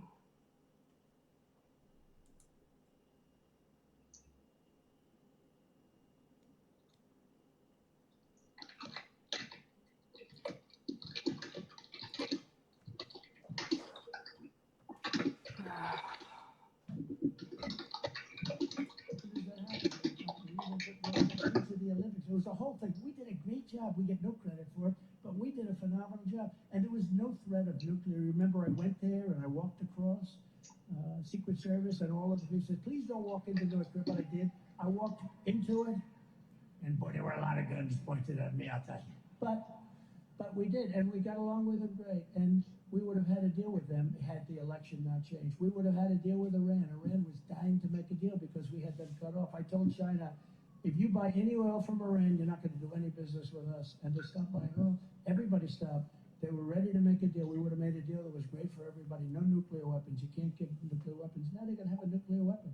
Now you have, think of this, China is building in Cuba. Okay, does anyone know that? They don't even talk about it. The fake news, they don't want to mention it because it's so bad. But China's building in Cuba. This is 90 miles off our coast, and nobody does. When I get in, they'll be gone within 48 hours. They will be. They will be. Can you imagine? When the Marxists toppled statues of our great heroes, I immediately signed an executive order stating that anybody who even lightly defaced a federal monument in Washington, remember they were going crazy, or statue would get 10 years in prison, no probation, no anything.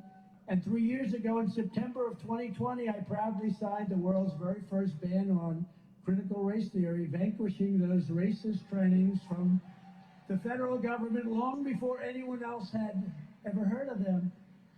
But all of that was only the beginning. With your support in 2024, we are going to put America first like never before, and we are going to finish the job that we so successfully started. You know, many people, it was 4 years, but many people say it was one of the most successful presidencies ever. Some people say it was the most successful presidency. When I get back into the Oval Office, I will totally obliterate the deep state. They will be obliterated.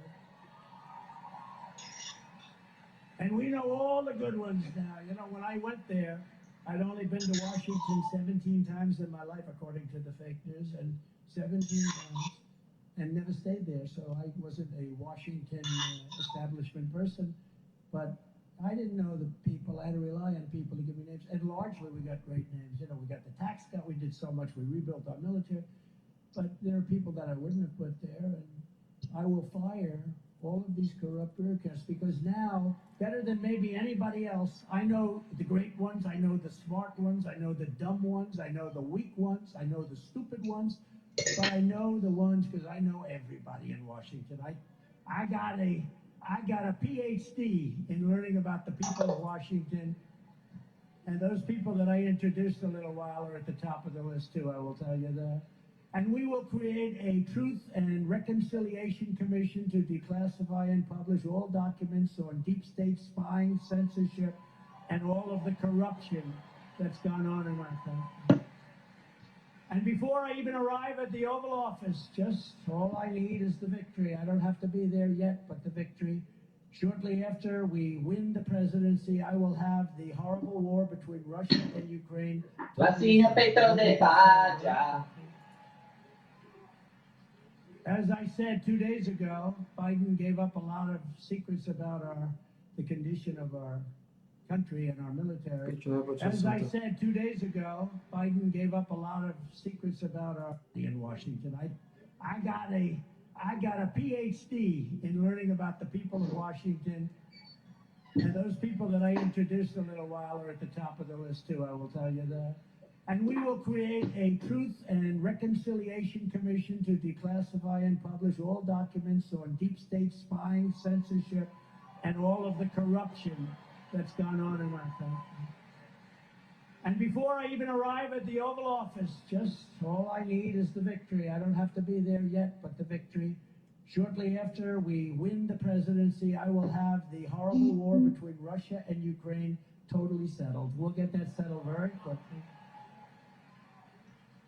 As I said 2 days ago, Biden gave up a lot of secrets about the condition of our country and our military with the ammunition, which is very, very classified, and the cluster bombs going to Ukraine. And just the other day, he announced he's sending thousands and thousands of troops, despite the fact that the U.S. military has been so badly depleted already. We're sending thousands of troops. And the problem is we're in there for almost 200 billion, and Europe is in there for 20 billion. Now, Europe is the same size as us approximately. If you add all the countries, they're approximately the same size as us, as the United States. And why aren't they paying the same amount or more? But they're not. Not a single American mother or father should have to worry that their child will be sent to die in Eastern Europe. And I'll make a deal that's fair for Ukraine and fair for Russia. I mean, we gotta make a deal. And when I was on this crazy show on CNN, I don't know if anybody got to watch it, the town hall. You know, they supposedly got the highest ratings in 11 years, and they ended up firing the president over it. So we must have done well. They fired the president. It's supposed to be the opposite. You get your highest ratings, then they should give him a raise, huh? But this conflict has to end, and when I'm president, it will be done very quickly, I believe in 24 hours. Now, somebody like Ron DeSantis cannot do it because he's owned and controlled by the globalist establishment who always puts America last. We all saw how quickly DeSantis reversed himself on Ukraine. You know, it's funny, the other day they were doing a straight news show, and they said, and ladies and gentlemen, we have Ron DeSantis here. And they said, no, it's DeSantis. So that's called good branding. They can't even get his name right. The guy's introducing him as DeSantis. I love that. By the way, the way I feel about him, just so you know, this is a very personal meeting. It's a Saturday. We have nothing to do, right? We have nothing to do.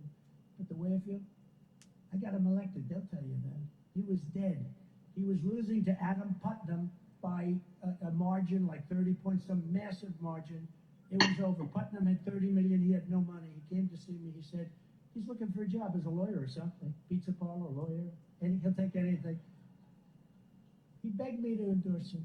I said, listen, if I'm Abraham Lincoln, if I'm Lincoln and Washington together, we gave you a joint endorsement, you can't win, you two for no, sir.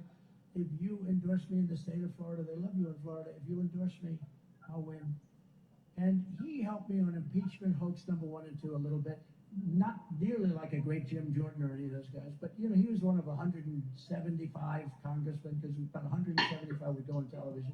And I'd see him on television a little bit, so he was funny. So, and I didn't know Putnam. So I said, you know what, Ron, let's give it a shot. So I said, give me something you'd like. He gave it to me. I told him it was terrible. And he went up like a rocket ship. He went up so fast that he ended up winning the primary very shortly thereafter in a landslide. Then he had to get the guy who, as you know, was a crackhead. But at the time, they thought he was the next great president. He was going to be president of the United States, a handsome guy. He was going to be the president of the United States. And by the way, I will take Byron over this guy. This was not a good representative. This was not a good representative, Byron. But he was a handsome guy, looked good, spoke well, everything was good, and pretty much unbeatable. Him and Stacey Abrams, she was the hottest woman, he was the hottest man. They were going to have a great future. Didn't work out that way. But they took him, and Ron said, I don't think I can beat him. I said, you'll beat him. I did 3 rallies, thousands and thousands. You know the rallies, they're the greatest. We're starting the rallies again now. But the rallies are the greatest, and we had 3 of them, and he ends up winning. And he said, I won. I said, yeah, I told you you're going to win. Then, 3.5 years later, they scream out a question to him. Will you run against the president? Will you run against him? He goes, I have no comment. I said, no comment? That son of a bitch is going to run against me. I got him elected. So if anybody has any questions as to why I take it a little personally, I do take that a little personally.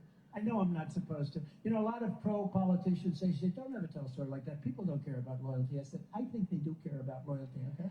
I actually do.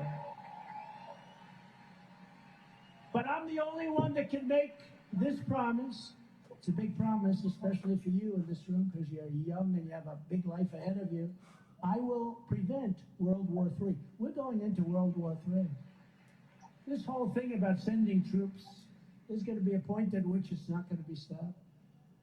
To stop the destruction of our national wealth, I will impose a border tariff on all foreign-made goods, everything coming into our country. They're ripping our country, and we're not going to let. We want our products made in American factories by American workers in Florida and other states. And I will also pass what we'll call the Trump Reciprocal Trade Act. That means Dneska je ten deň, Tito. charging us 100% for something. Dneska ma oficiálne prepustili. They're 150. Odkiaľ? Right now they charge us. Mesta. Now I built it up because we took in billions, Zašrobovania? billions, hundreds of Z billions of mesta. dollars from China. Z futbalového klubu? They want to take them off so badly, but they Čo? don't have the Z courage klubu? to do it. Futbalového? Politically, I think it would be disaster. But more importantly, financially for us, it would be a disaster. Alebo zašrobovania? The people that love me the most Futbalovo. are the steel people, because you wouldn't have a steel industry right now. So if we had a war against China, we'd have to get our steel from China. Akože ostávam tam stále trénovať a tak, ale mi nepredložili hosťovanie, lebo Get it from China. veľa peňazí to je a nehrával by som. We will gain total independence from China, and we will hold the Chinese Communist Party accountable. Ty si tam iba hosťoval? The China virus upon Čo? the world. Ty si tam iba hosťoval? In some form. In Áno. some form. Z akého klubu? I will Z immediately Beckova či čo? terminate the open borders Spodolia. policy of the Biden administration. Under Biden, other countries are Tak teraz sa vrátiš medzi Mankačov, budeš dominať pičusov. mental institutions and dumping everyone, including the most vicious terrorists in the world, right into the USA. I have come off so badly, but they don't have the courage to do it because. But I'm the only one that can make this promise. It's a big promise, especially.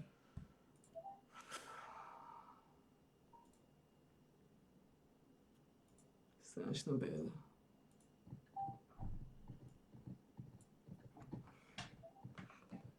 No tak to už... Už si starý, už má svoje roky. Čo sa dá robiť? Je to finish. Pre je to, že som mal momentálne najlepšiu formu, akú som kedy mal.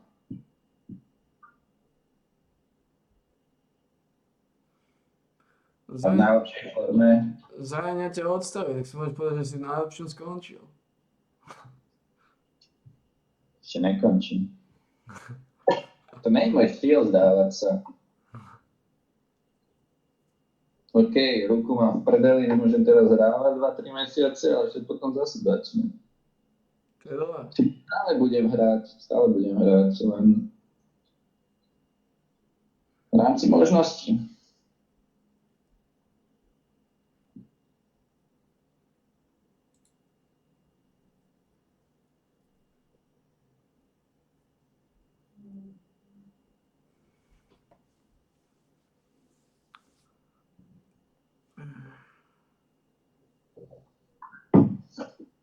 Povedzme áno, povedzme nie.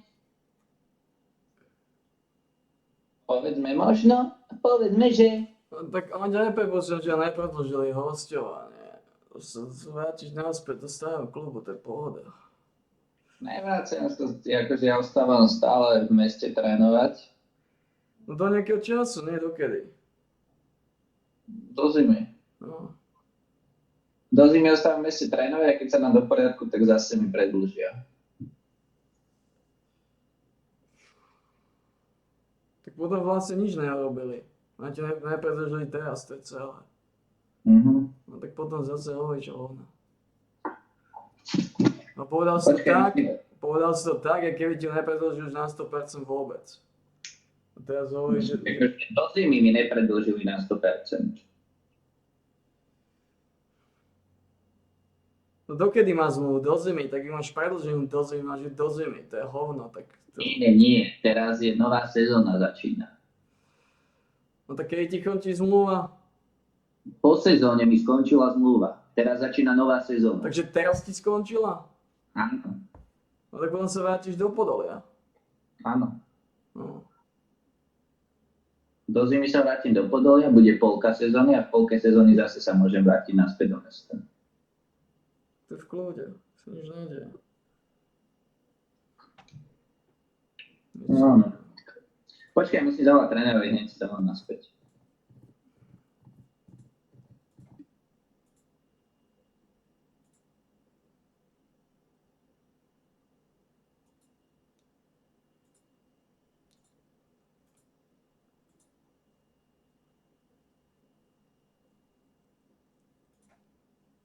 To je workout je 364.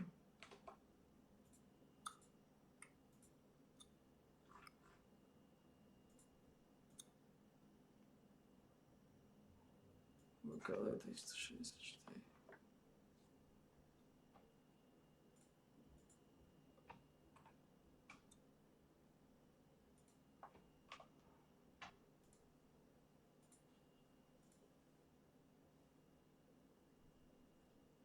Pohoda.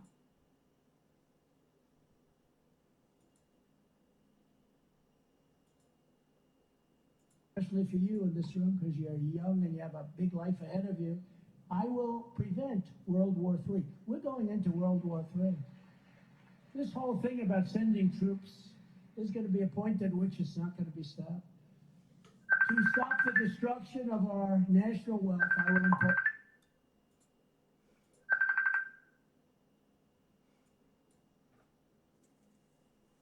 Nezdvíhá mi ten pičolízač. No si šúpa. Tatiana? No, ako sa volá žena. Gizela. Ty vždy povieš takú. Ona sa volá Gizela.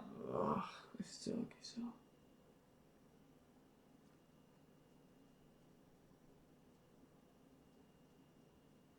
Dáme stávku, keď sa volá Gizela a nájdem ti to na internete? Tak čo? Ako sa volá ten pičus, Karhan? Ale nehovorím o Karhanovi. A o kom? Hovorím o trénerovi Podovi. A tak to ma nezaujíma. To sa nám ako overiť, takže z toho sa nebudem aj nejak montovať. Sáčko jedno mená. Ako sa volá? A Karhan zaujíma, ako sa volá. To veľmi ľahko zistiť možno. Brunhilda. No ale aj sa uvedel.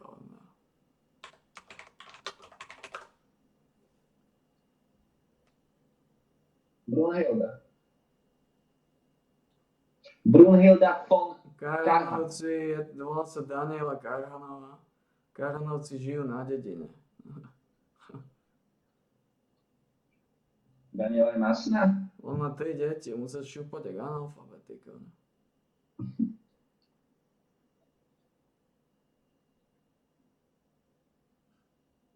Aj masná Daniela? No tak, čo ja viem, taká Tatiana. Žltovlasa Tatiana. Článok z roku 2009. Tí šmáci už musia byť pekne starí musia byť tí šmáci. Že zbalovaná diskotéka. V podstate aj Fúznus dostal, že na diskotéke. Plus minus.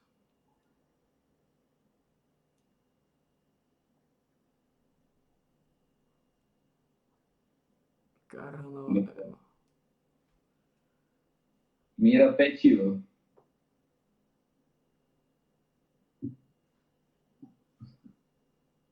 Ako on vyzerá katastrofálne ten Karhan.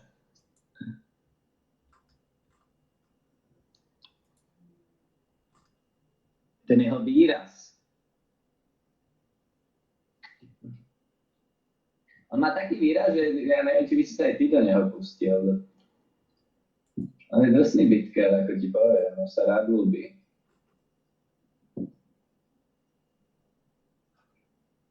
On sa rád ľúbi byť Karhan Miro.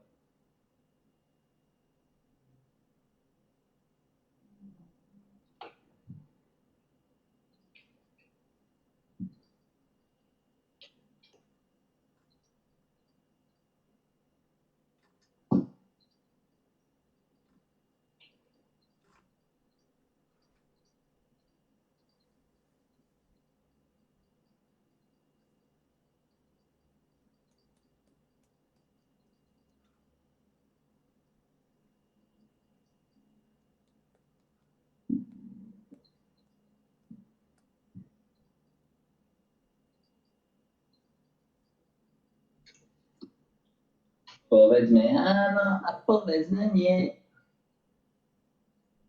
Povedzte Mirovi, že kokot on je.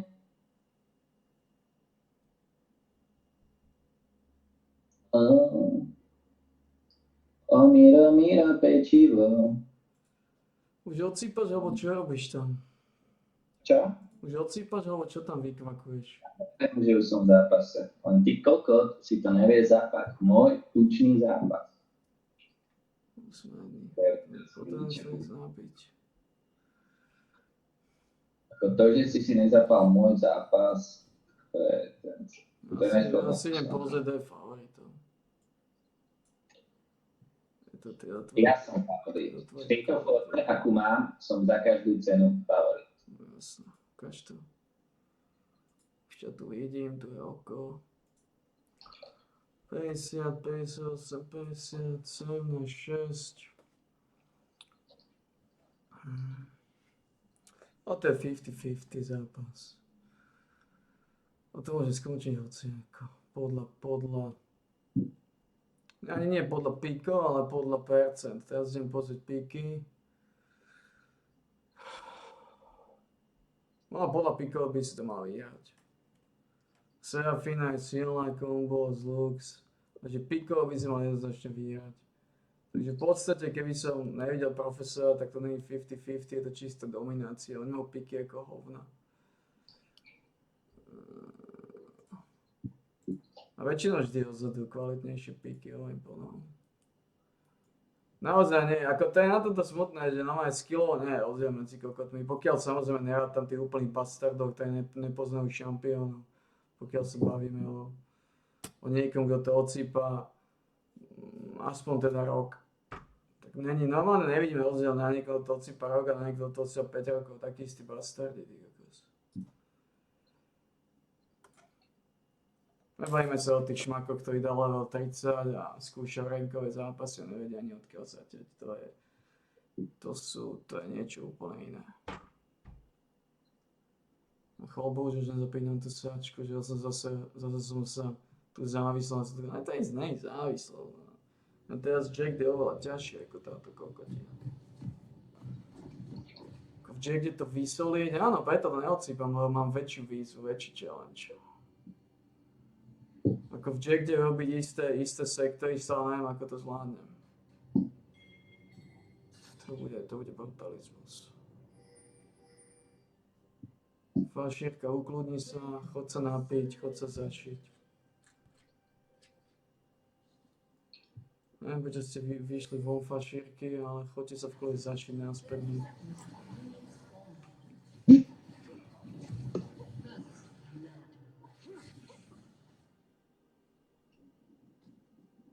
Neviem, prečo zase títo prichádzajú sem do piče, zase ľudí tučňák. Čo sa to zase množíte? Nechám, čo sa to množíte. Potom to zvalia na mňa, že kvôli mne sa množíte. Čo sem chodíte? Nemáte tu ani jedlo, ani nič vám nedala, tak sem dojdeš.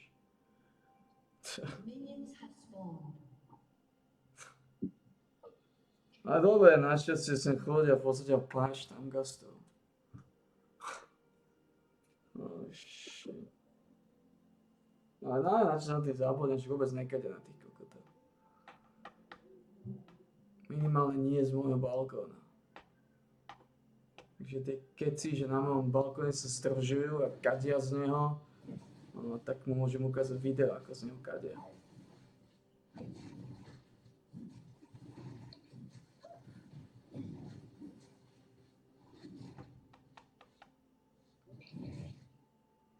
Môžem si pozrieť celý, ja neviem, 16 hodín, ako z neho kadia.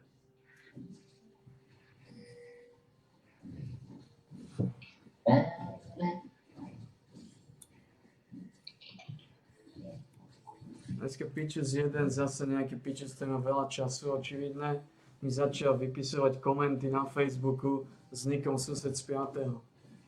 Úplne sračky písal, až také sračky, že som si to nezapamätal, lebo to boli tak veľké sračky, že sa to rýchlo snažil zabudnúť na to. Napríklad? Ti hovorím, že som si úplná sračka, niečo v štýle, že aký som hrdina, aký neviem čo, potom sa posajem a ani mu neotvorím dvere, niečo v tomto štýle. A to bol on, ten sudec 5. Aký kokot si dal mi.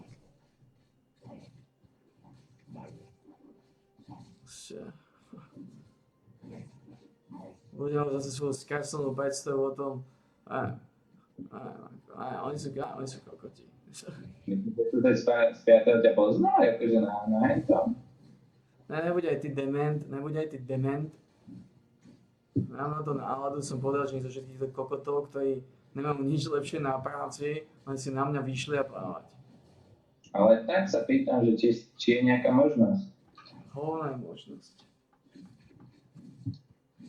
Ako neviem, že Tučko, ty kokos, robí niečo iné, ako popíja. Keby to bol Henzo, sused z 5. Popíja, pozera telku a iné šmaky robí. Není šanca, by to bol Henzo. Henzo sme počuli, ako sa vyjadruje. Ja ty si to ľudia, oni musí mať strašne veľa času. Keď si, tak oni si vyšľapávajú na mňa. Retard. Tupé hovna. Silní šmáci za internetom, keď neviem, kto sú. Keď som vedel, kto je, ty kokos, tak by som nad ním porozmýšľal chvíľu. Ale som tomu nejakú ideu. No títo ľudia nechápu jednu vec. Proste s niekým, s kým ma nič nespája, to je niečo úplne iné. No ja sa nemôžem pustiť do imbecila tuto pred môjim domom. Oni sú úplne vydrmali. Ja niekedy si viem, aký ma chceli nasať, že ma chcú vidieť za mrežami alebo niečo. Doslova ma chcú vyprovokovať, tí kokoti alebo čo.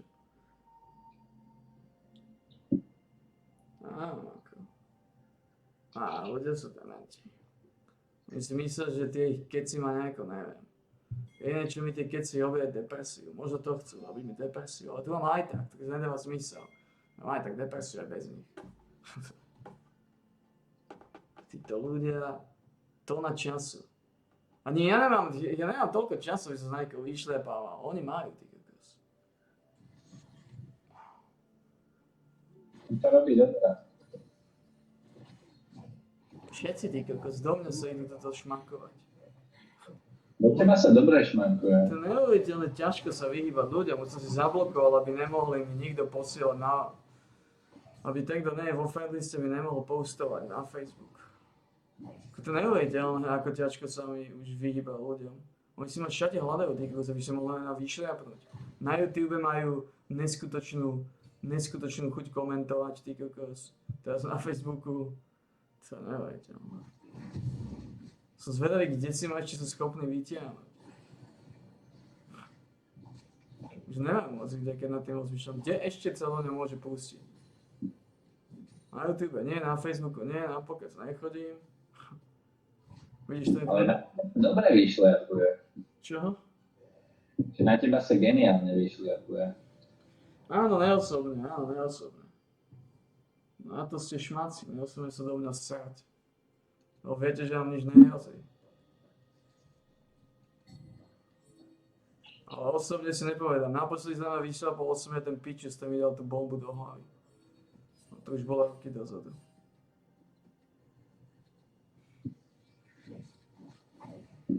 Ako nech som akýkoľvek pacifista, aký som, ja si fakt neviem predstaviť, že niekto mi dá teraz bombu do hlavy a ja nerobím absolútne nič. Neviem si to proste predstaviť. Aj keď som brutálny pacifista, tak si neviem predstaviť. Bo to boli iné časy, otec bol nažive, neboli až také veľké problémy, ako sú teraz. Nebol som až taký podlomený ani depresiami, ani zdravotné. Nemal som aj také veľké nervy, ani z diaľky som nebol také nestabilný, ako som teraz. Ako som, ako to, čo im ja dokáže, som strašne vyčerpaný, unavený, zdecimovaný. Ale to je všetko. A neviem, či by to stačilo pokryť tie moje brutálne nervy neskutočné, aké ja mám. Aké som schopný ja chytiť, lebo toto je tá vec, že ľudia hovoria, že oni sa nasierajú. Ľudia sa nedokážu nasať. Ja som nevidel reálne za celý život človeka, ktorý sa dokáže skutočne rozčúliť. Každý jeden, ktorý sa rozčuloval, to bol hovno. To ja ani neberiem, že sa rozčuloval, ty kokos. Pre mňa rozčulovanie má úplne iný rozmer. To proste jebneš po stole, reveš ako turty, koko, všetko rozkopáš. Si nasratý na paseku, reveš tak, že zachrípneš. To som nevidel u nikoho, len u seba. A toto keď chytím na niekoho, tak jedine, ja neviem, ako, ja neviem. Keď to chytím, tak zhúrtam. Nerob zo seba Herkulesa. Tak vieš, tak zo sekundy na sekundu. Ja nemusím zo seba robiť Herkulesa. My ľudia sme tak slabé, neodolné články. Že preto hovorím, že ľudia hovoria, že ako by ma niekto porazil. Že to hovorím stále. Že mňa aj priemerne vytrenovaný 60 kg žena by ma zložila. To není problém. My ľudia sme kokocké sránky. Takže tieto keci, čo mi tam píšu, že ako zo seba robím, neviem, že ja zo seba nerobím nič. Ja globálne z ľudí robím sračky. Ja porazím hocikoho, lebo ľudia sú sračky, ale takisto hocikto porazí mňa, lebo ja mám ľudskú sránku. Ale proste oni to vždy, toto čo hovorím, proste si prešmycľujú na svoj jazyk. A keď zo seba robím neviem aké komando, neviem čo. Pritom ja jednoznačne tvrdím, že 50-kilové 9-ročné dieťa ma zloží. Jak nič. Keď bude mať moment prekvapenia jedno s druhým. Proste, ale toto už nespomenú, iba kokotiny. Proste, to je ako politici, oni vysekávajú vety, ktoré hovorím z kontextu.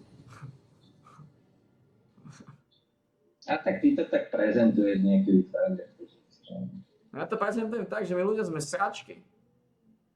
Ako áno, trénujem, lebo to ti vždy tréning ti vždy zvyšuje šancu. Ale to je jediné, čo robím, zvyšujem si šancu.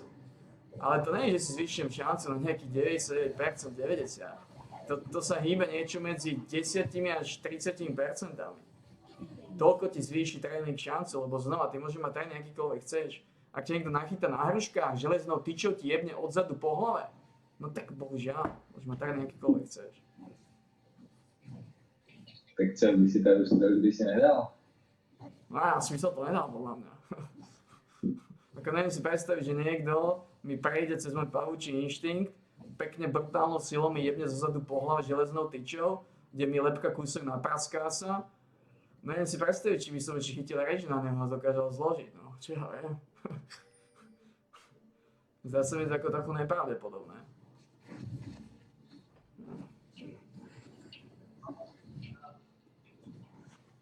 Prečo tam sedíte vy kokoti všetci? Prečo tam sedíte vy kokoti? Prečo nejdete normálne mus zašiť? Niečo, ja musím ich odtiahnuť, musím to ísť pacifikovať. Ako tam nemôžete sedieť?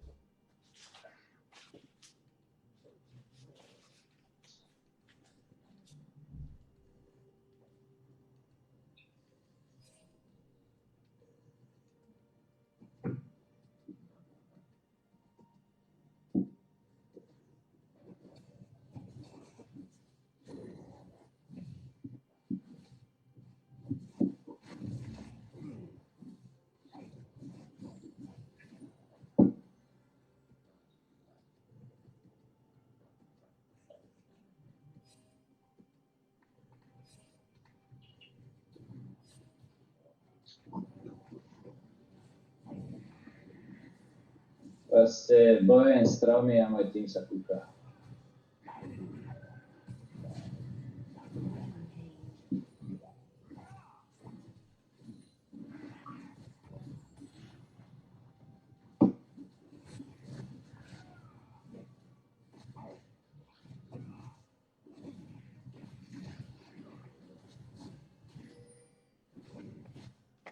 To je depresívne, tam sedia na tom satelite, to je depresívne. Bo tí kokoti to zvalú na mňa, ale s tým ja nemám nič spoločné. Že tam proste sedia. To je... Ten nový PS, ten na Fury. Ja s tým nemám nič spoločné, tam sedia. Oni vedia, že nedostanú žiadne jedlo ani nič proste. Oni to vedia. Proste to, že sem dojde holub, s ktorým ja nič nemám sedieť. Nech za to nikto neviní z tých kokotov. Ja by som strašne rejč chytil na tých ľudí. Ja za to nemôžem, že žijeme na svete vtákov a že proste chodia sedieť, kde sa im zapáči. Oni vedia, že tu odo mňa nič nedostanú a aj tak tam sedia. Oni to vedia. Ale proste sú podobaní v mozgu, ja nemôžem zajsť mozgy. No nič, 8-3 vyhrávaš, ale ne? No tak čo stresuješ? Pohoda tabak. Dobre, ako zahnal som fašierky spať, ale zahnal som Černocha na balkón, ale 2 kokoti tam stále sedia. Na tom satelite. Ako ono to vôbec nevadí, oni neoserú nič odtiaľ. Neukadia ani hovno. Problém je, že tam sedia, keď ich nejaký kokot uvidí, začne stresovať v mozgu. Bože, to je tak depresívne, títo ľudia. Že sa ja s nimi stále zaoberám. Zaoberám, pretože sa bojím, že čo sú tí kokoti schopní spraviť.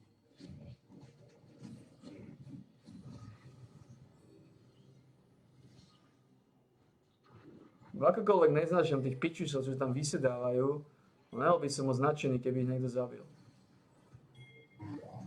To je proste o to. Lebo to sú neznámi pičusové, hento je buď skúrený bubák, ktorý tam sedí, a hento je nejaký neznámy pičus. A ten skúrený bubák, ja neviem, čo tam sedí. Jak by som ho nakopal do toho zadku, ty kokos. Lebo keď vyjde von tučniak, tak zase bude v piči. A je úplne jedno, že tí holuby mu nejako neovplyvňujú život. To je úplne jedno, to nepodstatné. Dobre, piči buba? Tučniak, vydrbaný. Čo holuby tam znova sedia? Na jeho satelite sedia holuby, No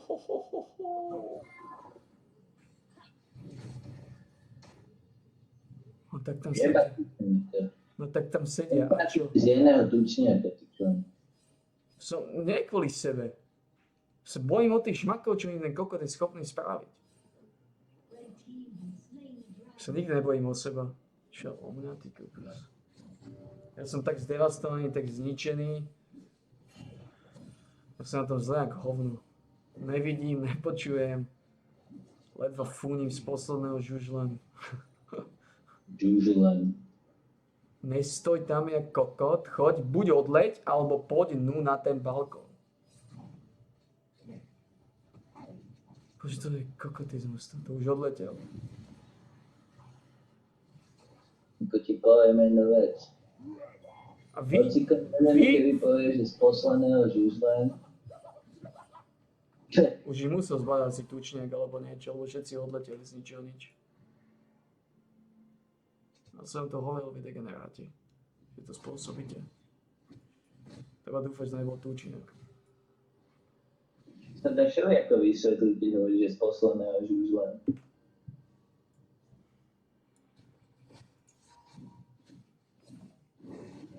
Bože, to je depresívne týmto.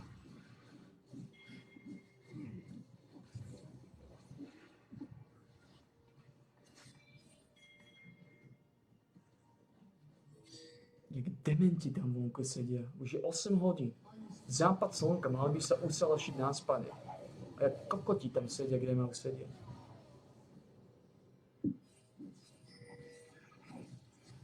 Bože.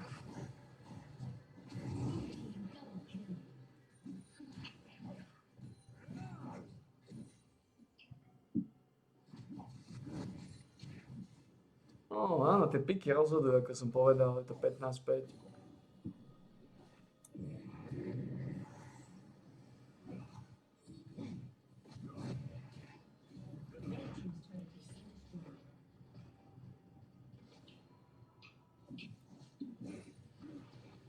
Posledného. Presne ako som povedal, znova piky rozhodujú zápas. Nič viac, nič menej.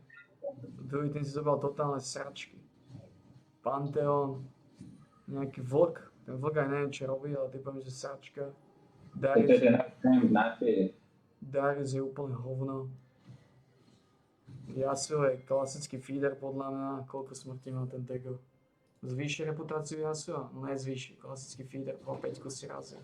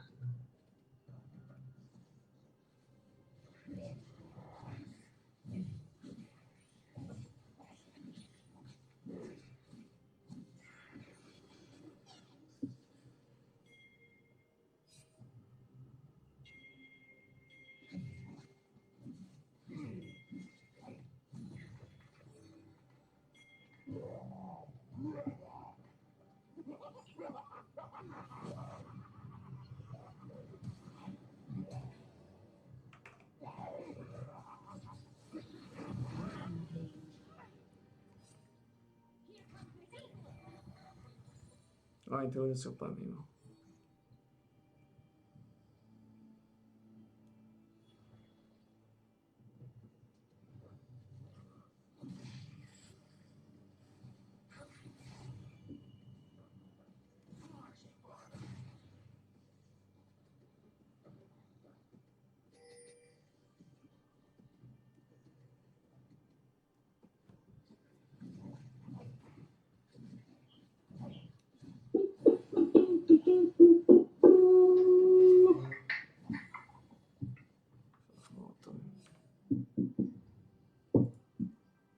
Pán Bublefuk, fuk, fuk, pán Bublefuk, fuk, fuk, fuk, pán Bublefuk, fuk, fuk.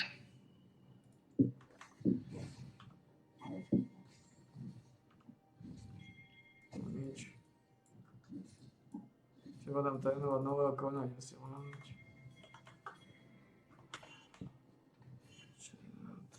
Prečo si ideš láhnuť, čo si prijebaný? Lebo je v útorok. Chlapina, ty na mojom mieste by som nevedel, keby si to zvládal. By som sa na to pozrel. Zase ideš porovnávať. Iba 2 dní by som si pozrel, že by si zvládol 2 dní. 2 dní môjho režimu. Ja by som sa pozrel, ako by si ty zvládol 2 dní môjho režimu. A je mi, že oveľa ľahšie ako ty môj. Podľa mňa by si ho tiež nezvládol.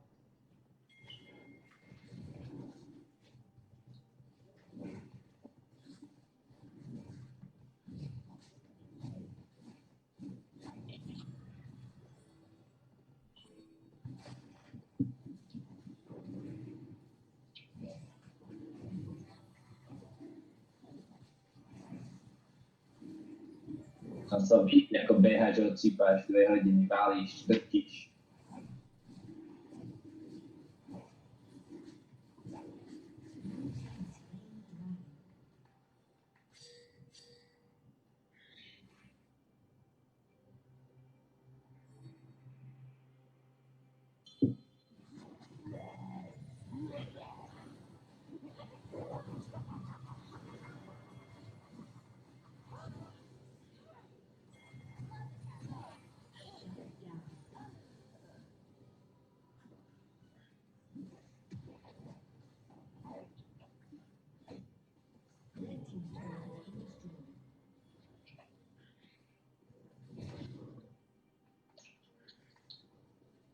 Dva dní toho režimu.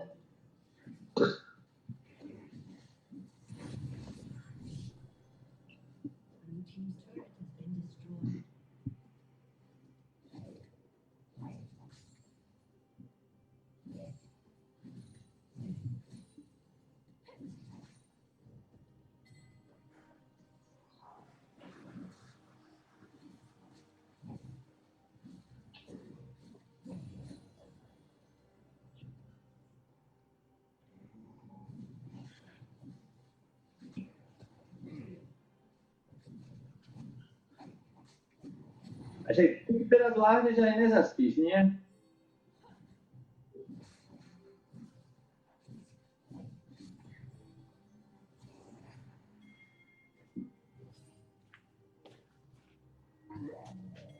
Už to budú 2 mesiace podľa mňa, čo spávam 3 až 6 hodín denne. Takže môže byť hoci ako hladný. Ten spad nie je problém.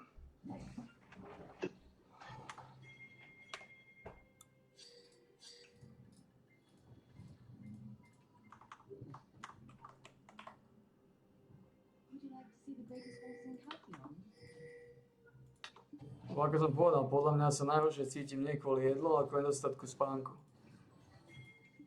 To je moja teória.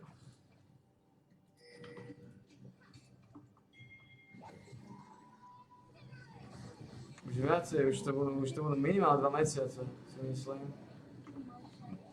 Čo som reálne nejako kvalitne nespal. Ani jeden deň. Začína to mať svoju dán na tebe.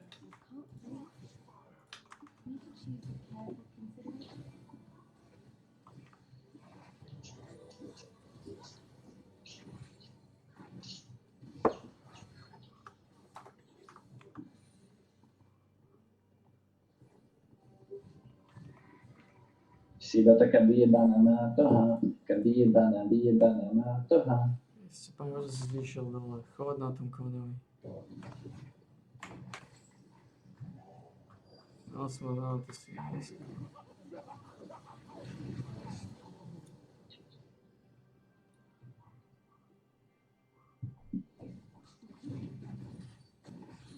Ty trénuješ, ty ideš. Tento zápas znova vyhrá. Pravdepodobne. Šanca nie je veľká, že ťa porazí ten feeder z Chaosu. Tu máme hotové, idem sa napiť. Treba napiť len to hovno.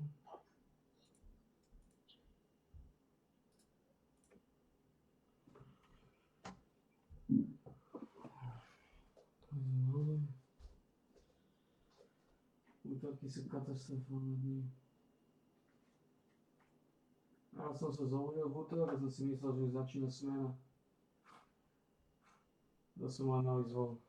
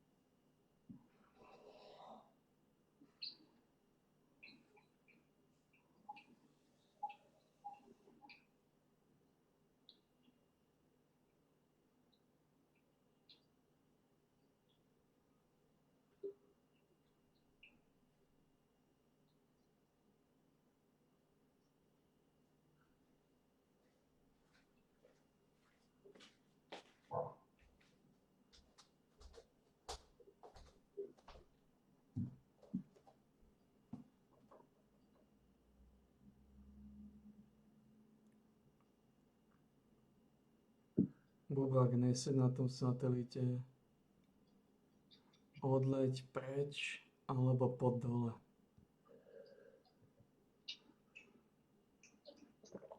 Kriste, Páne.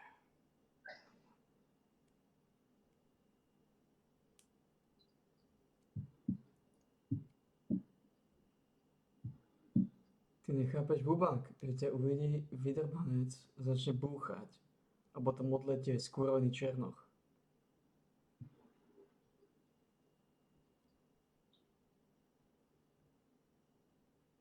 Bubák, odleď odtiaľ do prdele.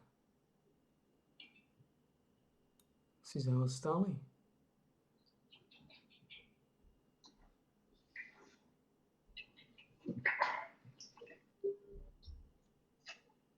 Bubák, odleď do prdele.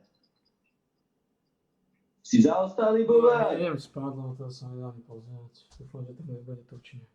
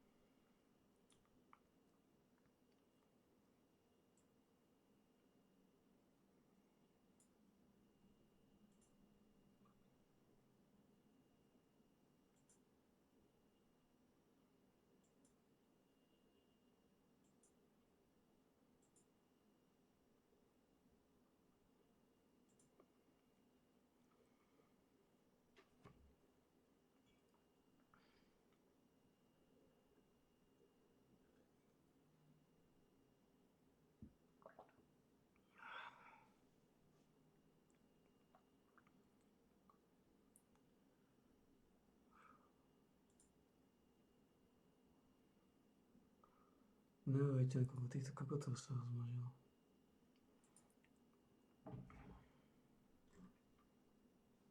To je neuveriteľné. Koľko týchto kokotov sa rozmnožilo.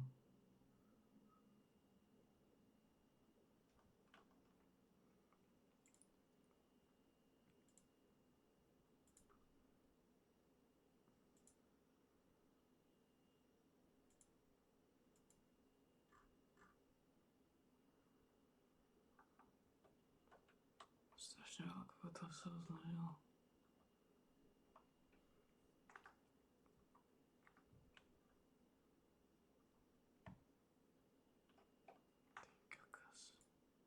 Všade ťa dostanú. Hľadám, ty kokos. Skúsme Valenciu. 2.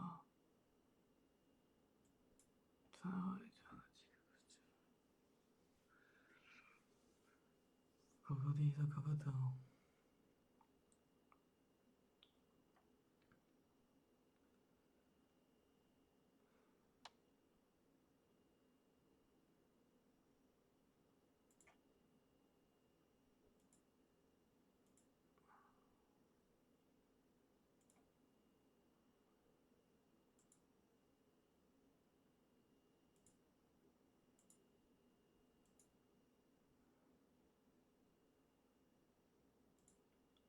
No.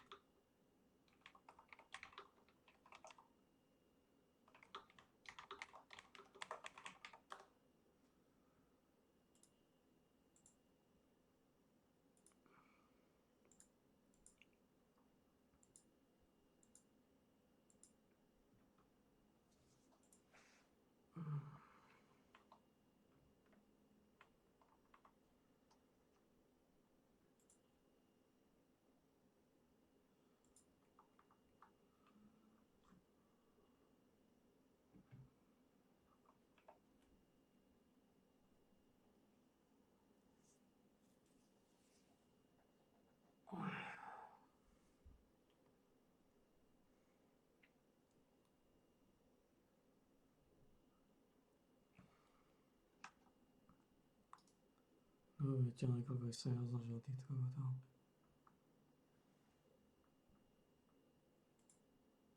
A na to.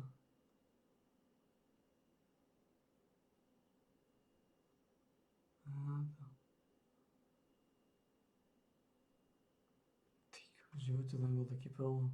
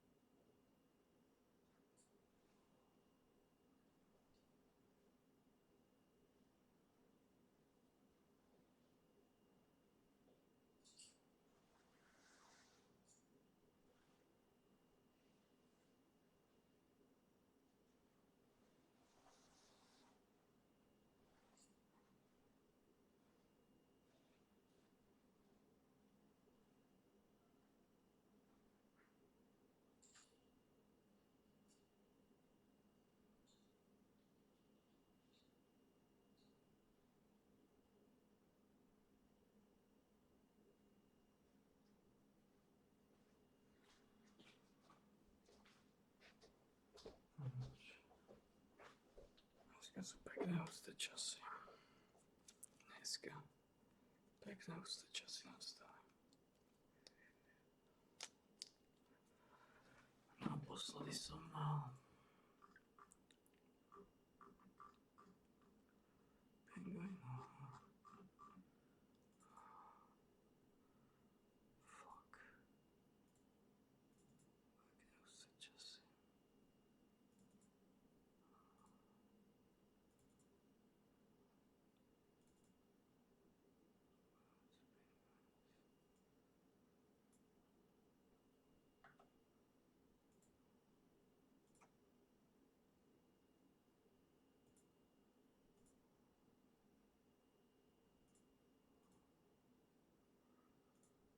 Poďme na to.